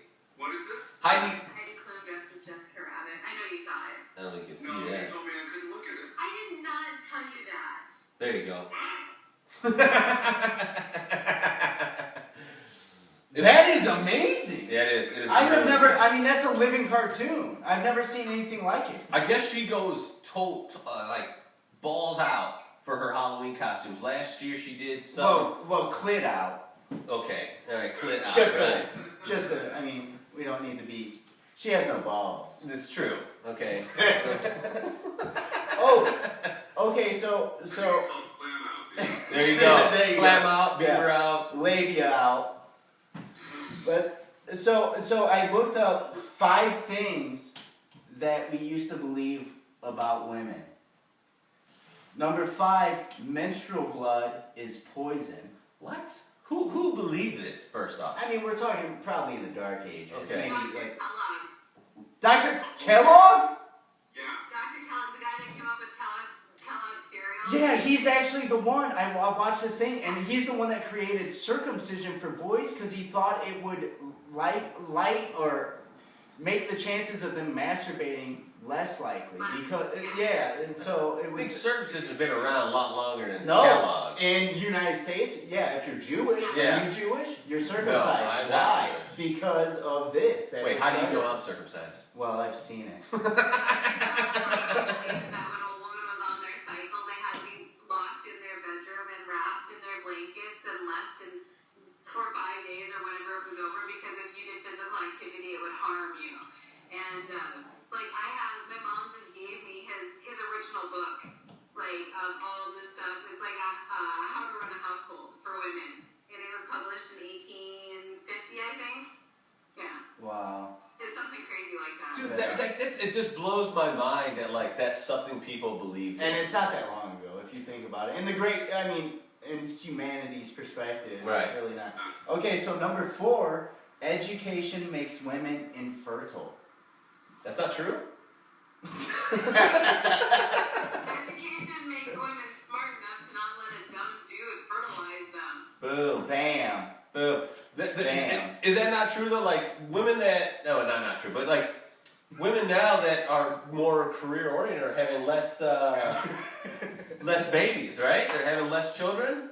Isn't that? Women are No, she has a bachelor's in psychology. We have 5 kids. That theory's gone. God, just kill that curve. What's happening is that women are, since the 80s or so, 80s, 90s, and now, women are putting themselves for the first time first. So they're taking themselves seriously and then their career seriously. Right. And then later on in life, having kids at an older age. So the average age for a woman to start having children went from 18 to 33. Right. Wow. Right. Yeah. Because now you've established yourself, and that's a great point too. When people don't think about it, but for the longest time, China had its rule where you could only have one child, so that you had a male, right? But now there's all these females, and these females actually have found out. I mean, they have control. They all these males, and they're the only female. Well, these males want them, clearly. And now they have the choice. They can choose and pick who's more fabulous, and it's almost a new independence for Chinese women, which you wouldn't have thought would have been the outcome from so many years of being if you want one kid, you better have a male because it's the only one to succeed. Well, if you want a kid and you want to have a heritage, you better have a female, that's what, it's crazy. Okay, number 3, uteruses can wander around the body. That's ridiculous. Have you heard of that, Nicole? Yeah, I have, but it's only if you wear a body shaper or one of those things, a body contour. It's like a corset, but it's supposed to make you all look like Jessica Rabbit, and it's the most painful thing in existence. Ooh. Yeah. Oh, wow. Then your organs all squish up into funny sort of shapes, and then you can't. Then your uterus does wander around your body. Yeah, no it's shit. What the hell am I supposed to do? It probably wanders out of your body. It's squeezed out. Yeah, it's called a prolapsed uterus. That actually happens. Oh my Jesus God. Christ, thank you for being on the show. Yeah. And you know what's funny though is that, okay, so I just found out because I've never worn tank tops. They call them wife beaters, of course. But tank tops, yes, for the first time I've worn them under shirts. I've got one on now. They're nice, huh? So you get them a size smaller, which I didn't know, so that it actually helps tuck everything in. Well, I put it on, and I was like, damn, I can barely breathe in this. And my girlfriend, who's a feminist, and she's awesome, she was like, welcome to the life of a woman. And I was just like, I can't breathe in this thing. She's like, yeah, well, think about how women do all the time with their fucking shit so tight and everything else. And well, I'll tell you what, I have a couple corsets just because I thought they look cool. And, and so I had him help me put them on, and he's like, do I pull it? What's going on? And I said, just put your foot in my back and pull as hard as you can. And he's like, why? I said, because it's supposed to literally look like an hourglass. And Josh is just looking at me like I'm crazy, and he got a little tighter. And I'm like, no, it has to be tighter. Right. Otherwise what happens is it chafes as it moves, as you move. And then, so it's like, what do I do? Do I not breathe? Right. Or do I end up with a rash? Right, yeah. And that's why I just buy your sweaters now. Yeah. and then Josh was like, that's not my foot. Okay, number 2, masturbation causes a flat chest. I'll take this one. No, apparently what would happen is that they thought like before puberty, if a girl had masturbated, that she would be undeveloped then. Why, I don't know, but reading the reasons behind it was just like, why do anybody ever, like, why does anyone ever jump to that conclusion? Well, that goes hand in hand with the reason the first, like, female assistance devices were created, because doctors were sick and tired of alleviating anxiety in women, so they created a vibrator because then they didn't have to do anything. They could just say, here, go away. And because silly woman, they're anxious and nervous, we need to do something to them. Right. And that's It was- when singularity happened. That was a doctor profession, right? Is getting women off Yeah. at that point in time, right? Yeah. Yeah, and they became so just distraught and bored and like just. Man, I should have changed my major. Right. Yeah. I should have been around in Freudian times. I could. What you need is a stiff cock. That's my diagnosis. Not everything comes to that segment. He's like, no. Let me tell you, the Nazis burned my books for a reason. Okay, number 1. Drum roll. Vaginas can grow teeth and chop off penises. Totally heard this one. Oh, yeah. God. I'll take this one. She's got me on smash. That's it. Like, sometimes she just wakes up, crawls out of bed, and I'm just kind of being dragged along. Oh shit. Do we really want to go there? We're kind of there. Are you sure? Shit. No, but apparently. Poor innocent Josh Yes. is so manipulated by the woman in his life who loves to be with him. You know, and he is so torn because his wife loves to be with him so much. He just has to say no all the time, and it frustrates the fucking hell out of me. But Welcome to the world of a woman. it sucks for him. I'm really sorry that you have a wife who likes to be with you. It must be the most horrifying thing in the entire existence of the world. I would want to be with me too, but I mean, I don't even know where to go. No. I would want to be with me. I really hope she's joking, but like, if I could, there are some times, and I never thought I would say this, because when I was growing up, I didn't even know what a woman looked like wearing clothes. It was just like, I want to know what fucking's like. And then you grow up, and you're working, and you take care of your kids with your wife, and you're taking care of the home, and you know, at the end of the day, we finally have a quiet minute before we fall asleep, and it's just like, but I'm tired now, I gotta wake up at 6 in the morning. And then my wife was like, are you fucking serious? Guys aren't supposed to be like that. And sometimes Because it's just all like, I do is I sit here and eat bonbons and No, like Peg Bundy. no. That's it. That's Right, all I yeah. do. now you know I do not think that about you at all. And at all. No, I don't. Oh, shit. Jerry, Jerry, Jerry, Jerry. No, but apparently, like in Mesopotamia and even Greek or India mythology, there was the teethed vagina, or and even if you've ever seen the movie Teeth, which is awesome, it's really good. I liked it as a horror movie. Have you seen it, Will? Nope. It's actually worth watching, and it will surprise you how good it is for being a newer horror movie. Have you seen the band poster for it? Is it the X-ray? Yeah. Yeah. But So it's an X-ray of a woman's body, and you see the teeth in her vagina. in her vagina, Oh my God. But there was a goddess or an entity that had that. And I guess over time it actually like carried through. But do you ever think that like moms were like, now be careful, son, you know, in whatever native language, and be like, she might have the toothed vagina. She might be a succubus. You know, someone developed like some kind of internal, I don't know, for lack of a better word, internal condom for women in Africa that have barbs in it. It's Because the anti-raping thing. yes. It's an anti-raping device. So that if these women in Africa, raping is huge, right? I mean, raping is everywhere, but Jesus. Yeah, the movie is awesome. It is actually really good. Did you guys like it when you watched it, or? I haven't seen it. Oh, really? It's so good. It's really good. And it's not like over the top.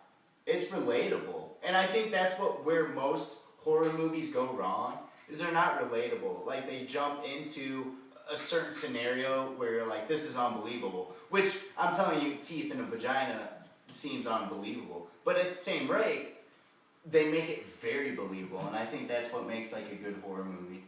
See, that's the anti-rape condom for women. It looks like fucking icicles. Yeah. Yeah.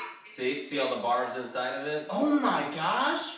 It's such a serious problem there that that's a prolific device. That's Yes. not something that it's some urban legend. That's an actual device that women carry around. Because of father-daughter rape and HIV, or what brought upon that? Any sort of like ethnic cleansing, any sort of like, well, that one looks good. Yeah. Well, Just anything. so this falls into gosh, what is it called? But mutilation. I mean, the female parts, you mutilate them, right? I mean, I can't think of the name of it right now. I don't think it falls Nicole, do you know what I'm talking about? Like, Yeah, it's not like an IUD or something that they actually like permanently have. or cutting off the clitoris and then Right. stitching it together. That's female circumcision or mutilation. Right. And that's not this? A No, that's form? not this. A form of it? No. Oh, this is something they put in So there, this is actually like and they can take out. to protect them. Yeah. Yes, yeah. Wow. So mutilation happens because the thought behind that is that if a woman can't enjoy sex, then they will be a better wife and partner, and they won't be desirable to other males. So what they'll do is that between ages 9 to 13. 9? Yeah, between the ages of 9 and 13, they'll basically, to complete the cleansing effort, they will hold down a child without any sort of anesthesia Right. and cut their clitoris right out. Right, I've seen the videos. They are fucking ridiculous. Yeah. Wow. Yeah, that's to me that's brought up a lot. And I took a social psychology course where the female professor, which I hated at the time because I felt like she was a man-hater, but she really was like a fighter for all rights. But I just feel like we talked about Kellogg's, like nobody ever talks about male genital mutilation and circumcision, and it's literally like, I'm not Jewish. Why is my penis cut? Why? You know, like because when you look up statistics and what's going on, like people that are uncircumcised have better pleasure, like they have the best orgasm compared to, I mean, actually, if you want the best orgasm, believe it or not, you put a finger in a man's ass and you work the prostate. I know. He knows. Yeah, Yeah. I've got a Batman, helmet with just the ear, and I just sit on it, and This took an awkward turn. No, we went past awkward, went straight back to just fucking. Yeah. But do you know what I'm saying, Nicole? Like, they never talk about like circumcision. Do you think that circumcision then is tantamount to female clitoral mutilation then? I wouldn't say it's on the same stage as because it is brutally done, and it's not as strategically done as in the doctor's office like it is here or in the hospitals. But I would say that I would go to the state that it is a form of genital mutilation, and it's done almost out of tradition, just as the tradition of the female version.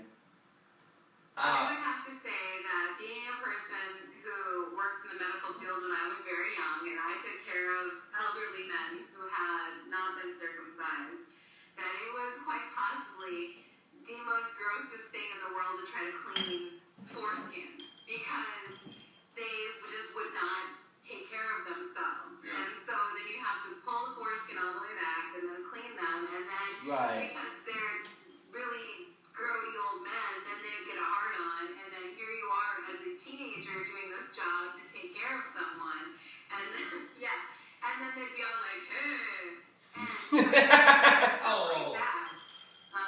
But you have to, when you're going to have a boy, they ask you if you would like to have them circumcised or not, and they give you all this information, and they really make it a well-informed decision to circumcise your son or not. Yeah, they do it now as a form of just making sure that they do it in the name of cleanliness now. Right. Because they don't want.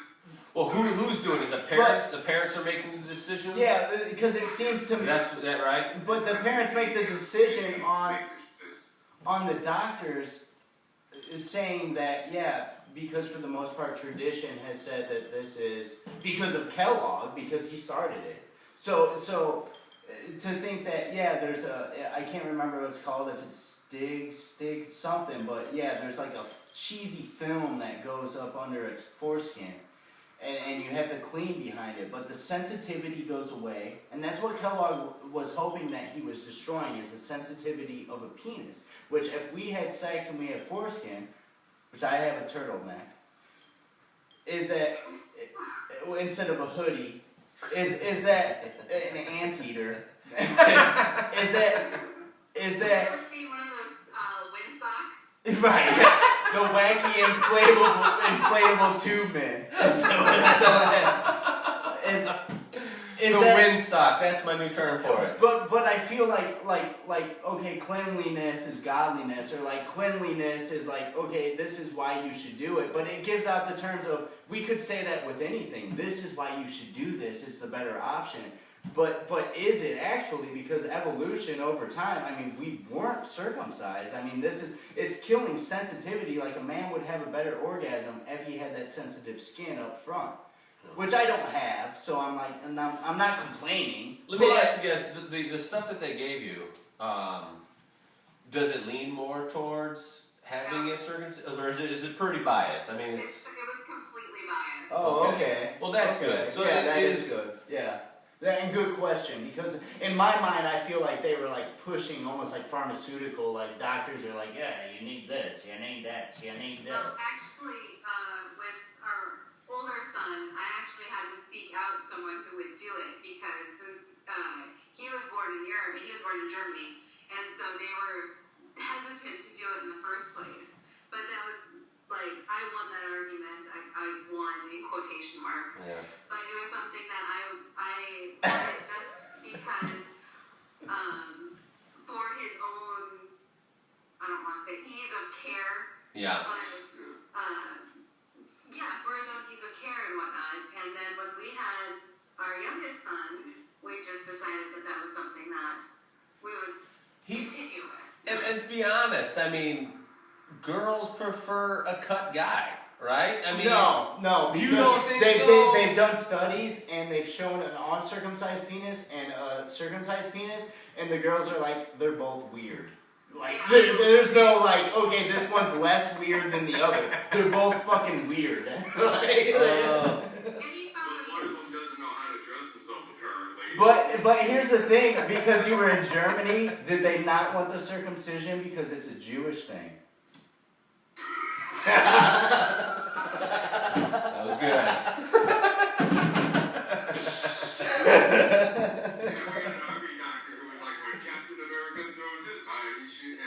Yeah, just Captain America's shield comes across and circumcises your child for you. He's like, yeah. Yeah. Just right around it. Any woman that I've ever talked to about this topic has been like just completely weirded out by an uncircumcised penis. Like just like what is it? It's an earthworm. What is that? Yeah. Right. You ever seen that movie Tremors? Yeah, there you go. Boom. You can keep it shaking with my Kevin Bacon. I'll cut Footloose in your caboose. Have you seen the newest Tremors? They made a new one. Tremors 5. 5, yeah. Have you seen it? No, it's on Netflix. Yeah. I saw it. You watched it? Oh yeah, I have. So it's just the gun fanatic guy, right? Yes, and what's his name? Michael Gross. Who? The actor's name is Michael Gross. Michael Gross. Yeah, But something Kennedy is his. Jamie Kennedy. Yes, Jamie Kennedy's in it? Oh my gosh.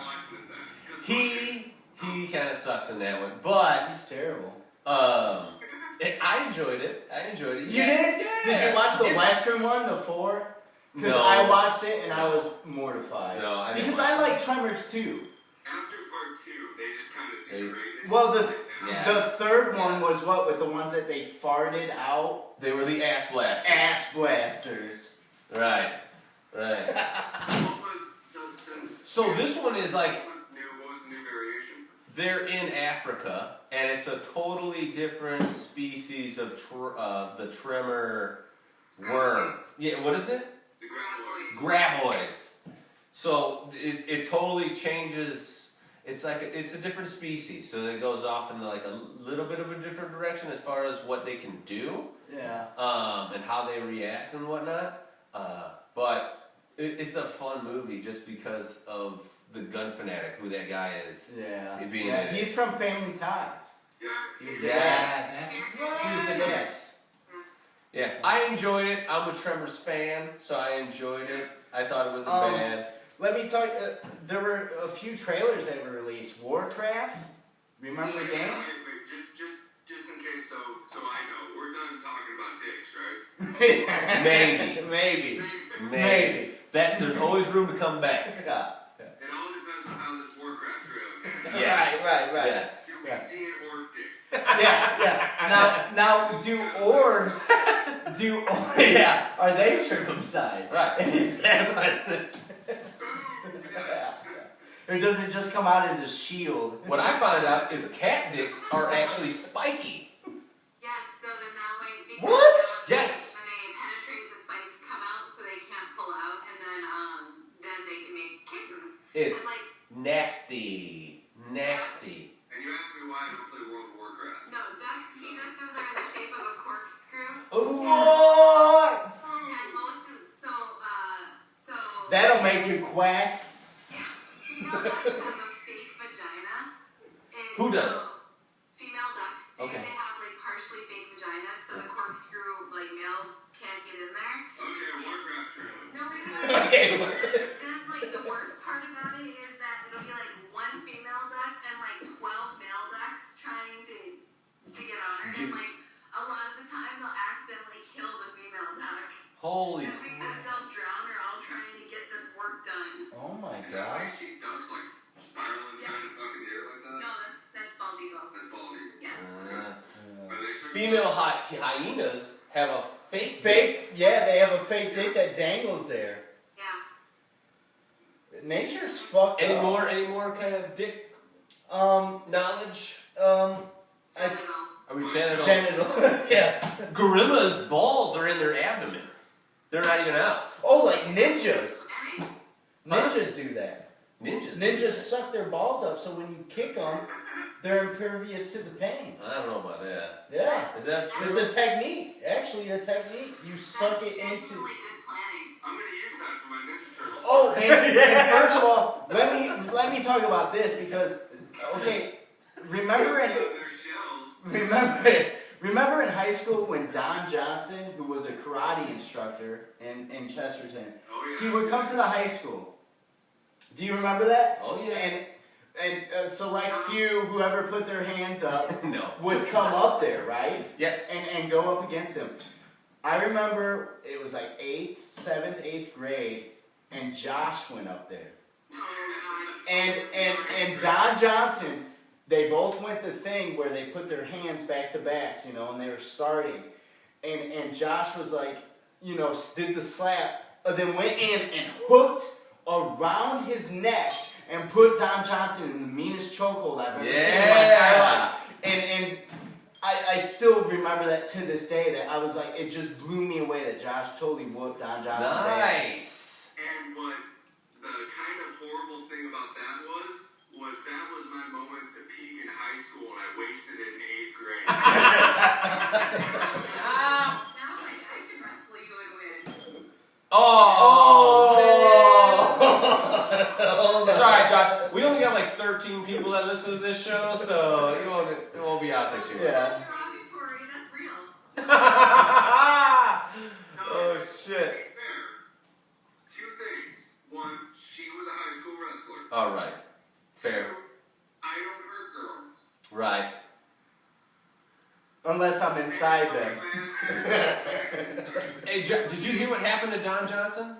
What's that? Did you hear what happened to Don Johnson? I heard there was, because he sold real estate, and apparently it was like this huge fraud. He actually wasn't selling shit. It was a pyramid scheme. He's looking at serious prison time. He was taking. Yeah. He's in prison right now. He is in prison. Yeah, He's been in prison. Yeah. That's why he's on Facebook. When I worked at Jewel Osco, they had his advertisement in the front of the carts, and one day we had to go pull him all out because he was arrested. Wow. Yeah. He was, for our small town of Chesterton, he was the guy. Yeah, you know he what was I mean? like- He was one of the top guys that everyone knew, trusted. Right. You How know? many people are in Chesterton? What is the population? 32,000? 32 people, all white. All white, one brown guy. Yeah. That's it. Listen, our big town that we drive to an hour away is 12,000 people. Holy shit. Now, where are you? Because nobody knows that's listening. Oh, we're in northern Minnesota. So, Okay. like, the town that we live 1 mile away from is the population, including us, is 49 people. Holy shit, man. What? Yeah, seriously. Okay. Like, the 6-7 people in our family. What made you guys live there? You have family, or decided you have family there? Oh yeah, right. Okay. No, well, what it was, she wanted to be closer to her mom when she came back to the States. Yeah. Her mom lives probably 4 or 5 miles away from us. And she grew up in almost every other town in the surrounding area, so she knew this area, so she was comfortable here. And I moved here to be with her. Right. Yeah. Totally. Now, Josh, how do you feel being being from Northwest Indiana for Yeah. the most part? Like, do you feel like it's an okay adjustment, or do you feel like it was kind of hard to adjust to the winters there, or? Oh, no, okay, so He's real the quickly. city boy. Yeah. I will say this with all the love I have for my wife and all of my children. Fuck Minnesota. Oh damn! Fuck it. Putting it out there. Dude, okay, so Nicole is shaking her head for people that don't know. Everybody dropped their jaw at that one. She just dropped the mic. she just dropped me like a bad habit. Now you guys have to stay on the computer with me. 'Cause no, because there's such I am a city boy. Yeah. Comparatively, because You lived 40 minutes away from Chicago all your Right. life over here. and I grew up in an apartment, which nobody does here. I mean, kind of like in a weird way, me and John grew up without a backyard. Yeah, definitely. Like a community area. Yeah. But I mean, now I have to, I live on 10 acres of land, and if you look in any direction, there's just literally mile upon mile of nothing. Wow. And people around here are so, I think of them as intrusive, like they're trying to get into my personal space and trying to know things about me. And the thing of it is, just everyone here is just friendly, and they're inquisitive, and they just talk to each other about everything. And I don't like it. And they're also very, very quick to judge you. Yeah. Like, I am not, like, for instance, I am not a religious person. I definitely believe in God. I definitely know that, I know He's there. I know something else is down there probably. And the first thing that happened when me and Nicole got together and I moved in with her, we were approached by the community pastor. And he was talking to us about our children being baptized. Well, none of our kids are baptized because we think that that is a choice that they should make. And even though I was baptized, Nicole was baptized. Nicole's baptized, sorry. We just kind of think because we just think that that's something they should do for themselves. But this pastor was talking to me about it and why he thinks our children should be baptized, and I just told him that it's their decision. Me and Nicole have come to an agreement on that. And the pastor said, "You really want to send your kids to hell?" Jesus. Wow. And he said it with a smile on his face. Carte blanche, just. Yeah, in conversation, and I told him to go fuck himself. We left. Literally told Literally told him that? I said, "You go fuck yourself." Good for you, man. Good for you. He's like, here's your newspaper from your driveway. He actually doesn't live around here anymore. He moved to Florida, so that particular pastor. But yeah, it is very, it's like Bible Belt light. That's weird that it reaches that high up. Well, I would think that up there it would be not necessarily more liberal, but like at least like, I don't know, like. You know what's funny is southern Minnesota is very liberal, northern Minnesota is very conservative. Really? Yeah. And so what? How far north are you, like compared to like where it would be or where it wouldn't be? Well, we're an hour outside Canada. my younger brother lives near Minneapolis. Minneapolis is a 5 or 6 hour drive from Chicago, and then to get to us up here is a 5 or 6 hour drive. Damn. Wow. So it's about 300 miles to drive, and we don't even live at the top of the state. He doesn't even live at the bottom of the state. Yeah, well, that's still because it's about 10 hours to see my mom in Cleveland, Tennessee. So I mean, that's still a fucking long ass drive. But if we drive with the kids to Chesterton, it takes about 15 hours. Yeah. But if we go by ourselves, it takes about 12. Are you fucking serious? The drive to Chesterton? Okay, this is why it's hilarious is because I think a year ago I was so excited to find out, because I like finally caught on. They were probably like on their fucking 38th episode of their podcast. But I was like, oh my gosh, you guys are so awesome. You're doing a podcast. I was like, I would love to be on the show. And I sent a message. I would be like, I was like, I would love to do it in person. Not knowing that they lived 15 fucking miles away. Or 15 hours away. Yeah, I was like, yeah, sure. I'll be there tomorrow. I'll fill out vacation forms. Yeah, that's crazy. Time for verses, brother. Is it? Oh, yeah. Okay. I got a good verses. Alright. The Foot Clan versus Leagues of Assassins. Okay. Alright. I would say that the Foot Clan from the Mirage comics that came out in 1984, the first appearance of the Turtles, man, because those guys were fucking assassins. And they would take down anyone except, poor Turtles, because then series would be over. Right. But they were serious, hardcore assassins, would kill themselves if they failed. There was no failure. So, Foot Clan. Foot Clan takes it. Mm-hmm. Nicole? I'm gonna go with the League of Assassins. Nice. Because, They lose every time. they don't lose. How stern he is.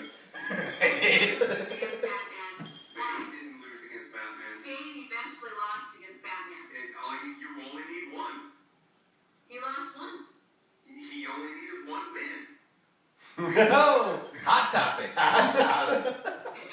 What do you guys Foot say? Clan versus Hot Topic. I think they shot They her. got Funko Pop, man. I go Leagues of Assassin. I think they're more trained, more disciplined. They're isolated in their own little area where all they do is Gets killed, you can just throw him into the Lazarus pit. bring them right back, just as crazy and bloodthirsty as ever. To me, I feel like Shredder's no joke. Right. You know, Shredder's no fucking joke. Like, I think he's written off, but the dude, anybody under him, like if we were gonna say, okay, Shredder didn't train the Foot Clan, the person that's training the Foot Clan was trained by Shredder, no doubt. And that if that person was training the Foot Clan, like the Foot Clan is not a fucking joke. And I'm not saying that the League of Shadows is a joke, Right. because they of course made the product of Batman. But if we were gonna put Batman up against Shredder, Batman always wins against everybody. you know what? Right? I mean, I know, it's kind of getting weak with Batman. But I think that Shredder is a. I think Foot Clan, because when it comes down to it, Foot Clan really is no holds bar, and League of Shadows seems like they do have a code, a certain code. Rage, Shal Ghul, or Shredder? Shredder. And I will tell you why. Shredder is the one Foot Clan member that everyone knows about, right? Shredder was taught by somebody, and when you really look into the history of the Foot Clan, Shredder is actually kind of a middleman. He's not that high on the food chain in terms of the Foot Clan. Ra's al Ghul relies on the Lazarus Pit to revive him because he knows that all he can do is fucking fencing and shit. Shredder is an assassin. Right. Like the Right. assassin that the Foot Clan sends out. The Ra's al Ghul has just people at his disposal. Right. That's it. You never, just if I could say one, you never see Ra's al Ghul doing the dirty work, so to speak. Like, his daughter would do it before he did it.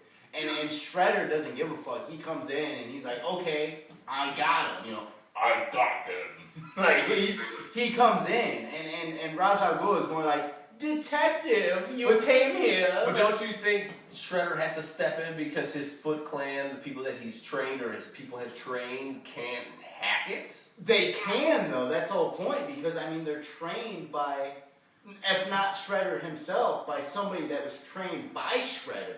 And Okay. Shredder is not a joke. Like, and that's what I'm saying. Like, we see the 90s cartoon and we're like, yeah, Shredder compared to Ra's al Ghul. Because in the Batman animated series, they made Ra's al Ghul look awesome.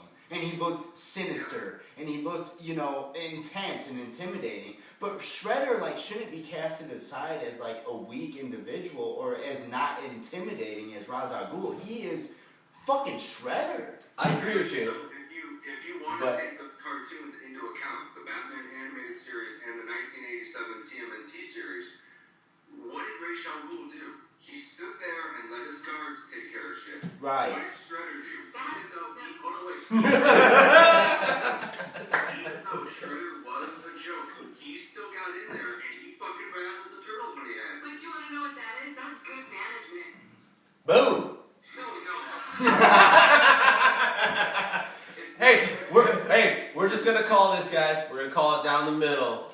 Josh and John, me and Nicole, split down the middle. That's right. That side, this side. Okay, because I made this one up. Hold on. I made this one up just for Josh because I was excited, and I'm sure we'll all tune in. But chime in. It's Ryu and Kin versus Liu Kang and Kung Lao.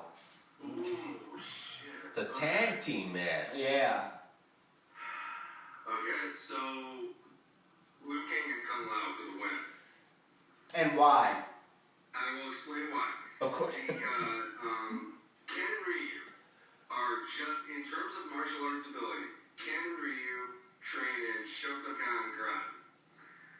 Liu Kang and Kung Lao are straight fucking kung fu masters. There it is. They're kung fu masters, man. But Ken and Ryu are good people who will stop when their opponent is beaten. Liu Kang and Kung Lao are good people who will stop when their opponent is fucking dead. Right. Now, are you basing that within the terms of the realm of Mortal Kombat, or in terms of the realm of Street Fighter? Because I mean, if Street Fighter was as brutal as Mortal Kombat, which it could have been, I think they lightened that because of it wasn't. I mean, when Mortal Kombat came out, it changed everything. Right. It literally changed everything, and I love Mortal Kombat. But for me, I personally think like Ryu and Ken, their specials and the way that they fight, it might be carrying more power than Kung Lao and Liu Kang. Would you agree, or would you argue that or debate it? I would agree that they have maybe not more power. They have more variations on the power that they wield because they all can set fire to their hands, shoot fireballs, flaming uppercuts. Right. Liu Kang has one fireball and Kung Lao has a magic hat. Right. But the killer instinct that Liu Kang and Kung Lao have puts them on a higher level because Ryu and Ken are always fighting in a tournament style, and Liu Kang and Kung Lao have to fight to kill to save the world. Right. So yeah, That's a good Ryu point. and Ken are more powerful, but Liu Kang and Kung Lao won't stop until their opponent is dead in the ground with no head. You know? What do you think, Nicole? I think it's probably Liu Kang and Kung Lao because Ryu and Ken are basically the same person. And so when you have two people who are fighting exactly the same against two people who are married, it's gonna, you're probably gonna lose that way. But the reason I chose it is because isn't Liu Kang and Kung Lao, they're related, right? So I mean, even though they do have fighting styles that are different, they're still kind of united. I want to say there's a family connection there, Yeah. Yes, they're at least they're descendants from one relative somewhere and it's split someplace. Right, because I always thought that from the Mortal Kombat when I paid attention years ago to the storyline, that they were related or at least came from the same temple.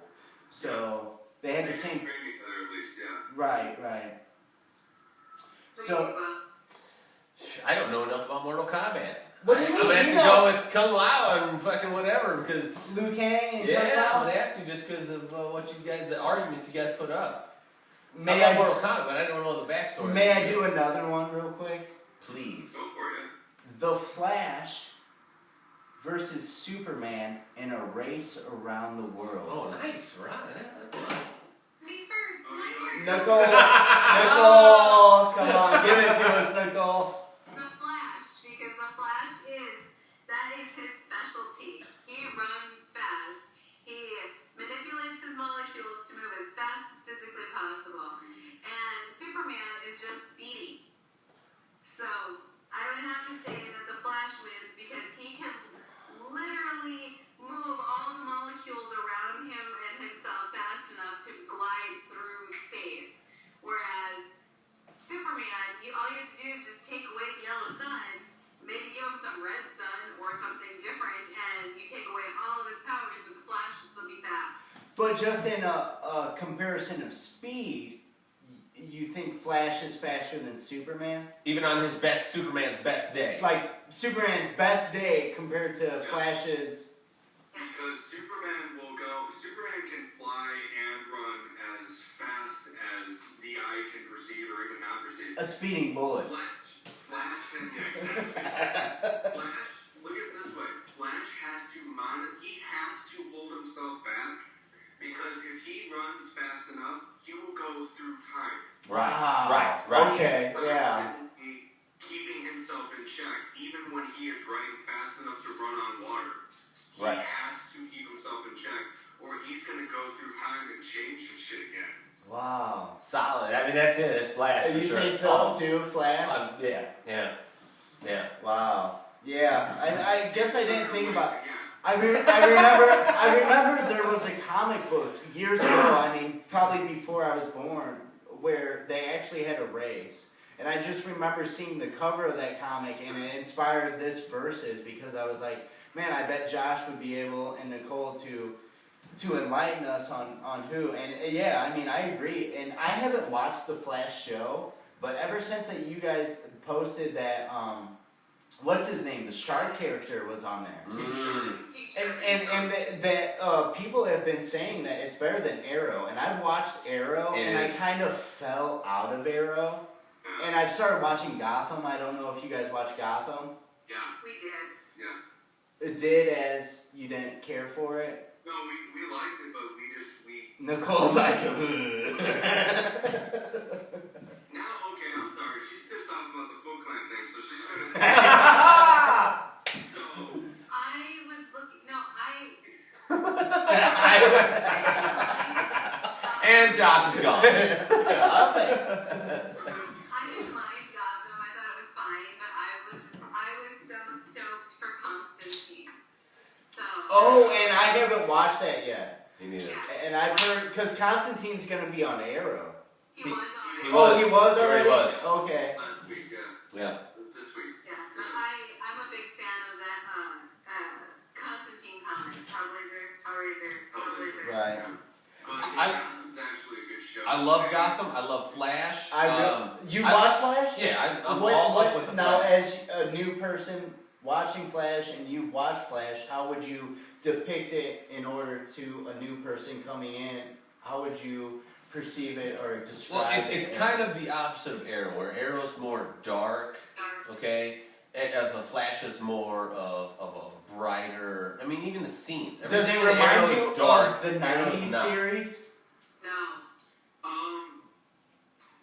A little bit, yeah, because there is this technicolor sense of fun and fantasy that the first series had, and plus there are several cast members from that first series in the new show. And that's what I've heard. So on a vote, which show is better, Arrow or Flash?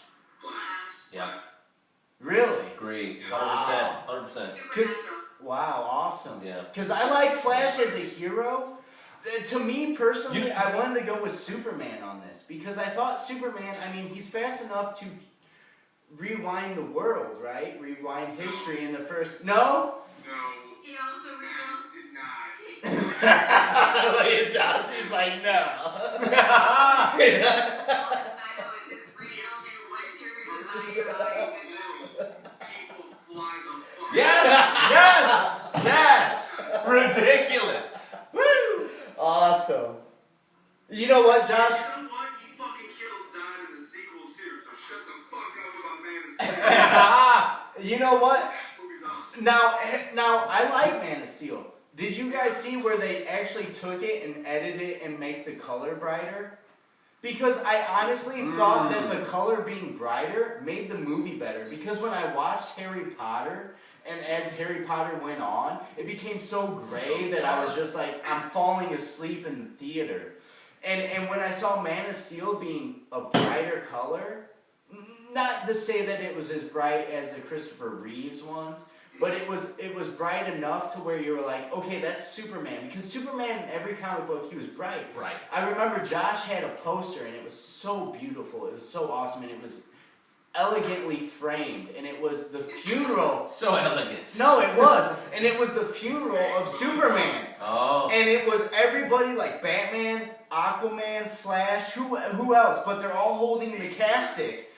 The casket and the casket of Superman, and everybody else is around them of the DC universe. And it was the awesomest poster I've ever seen in my entire life, and Josh had it framed.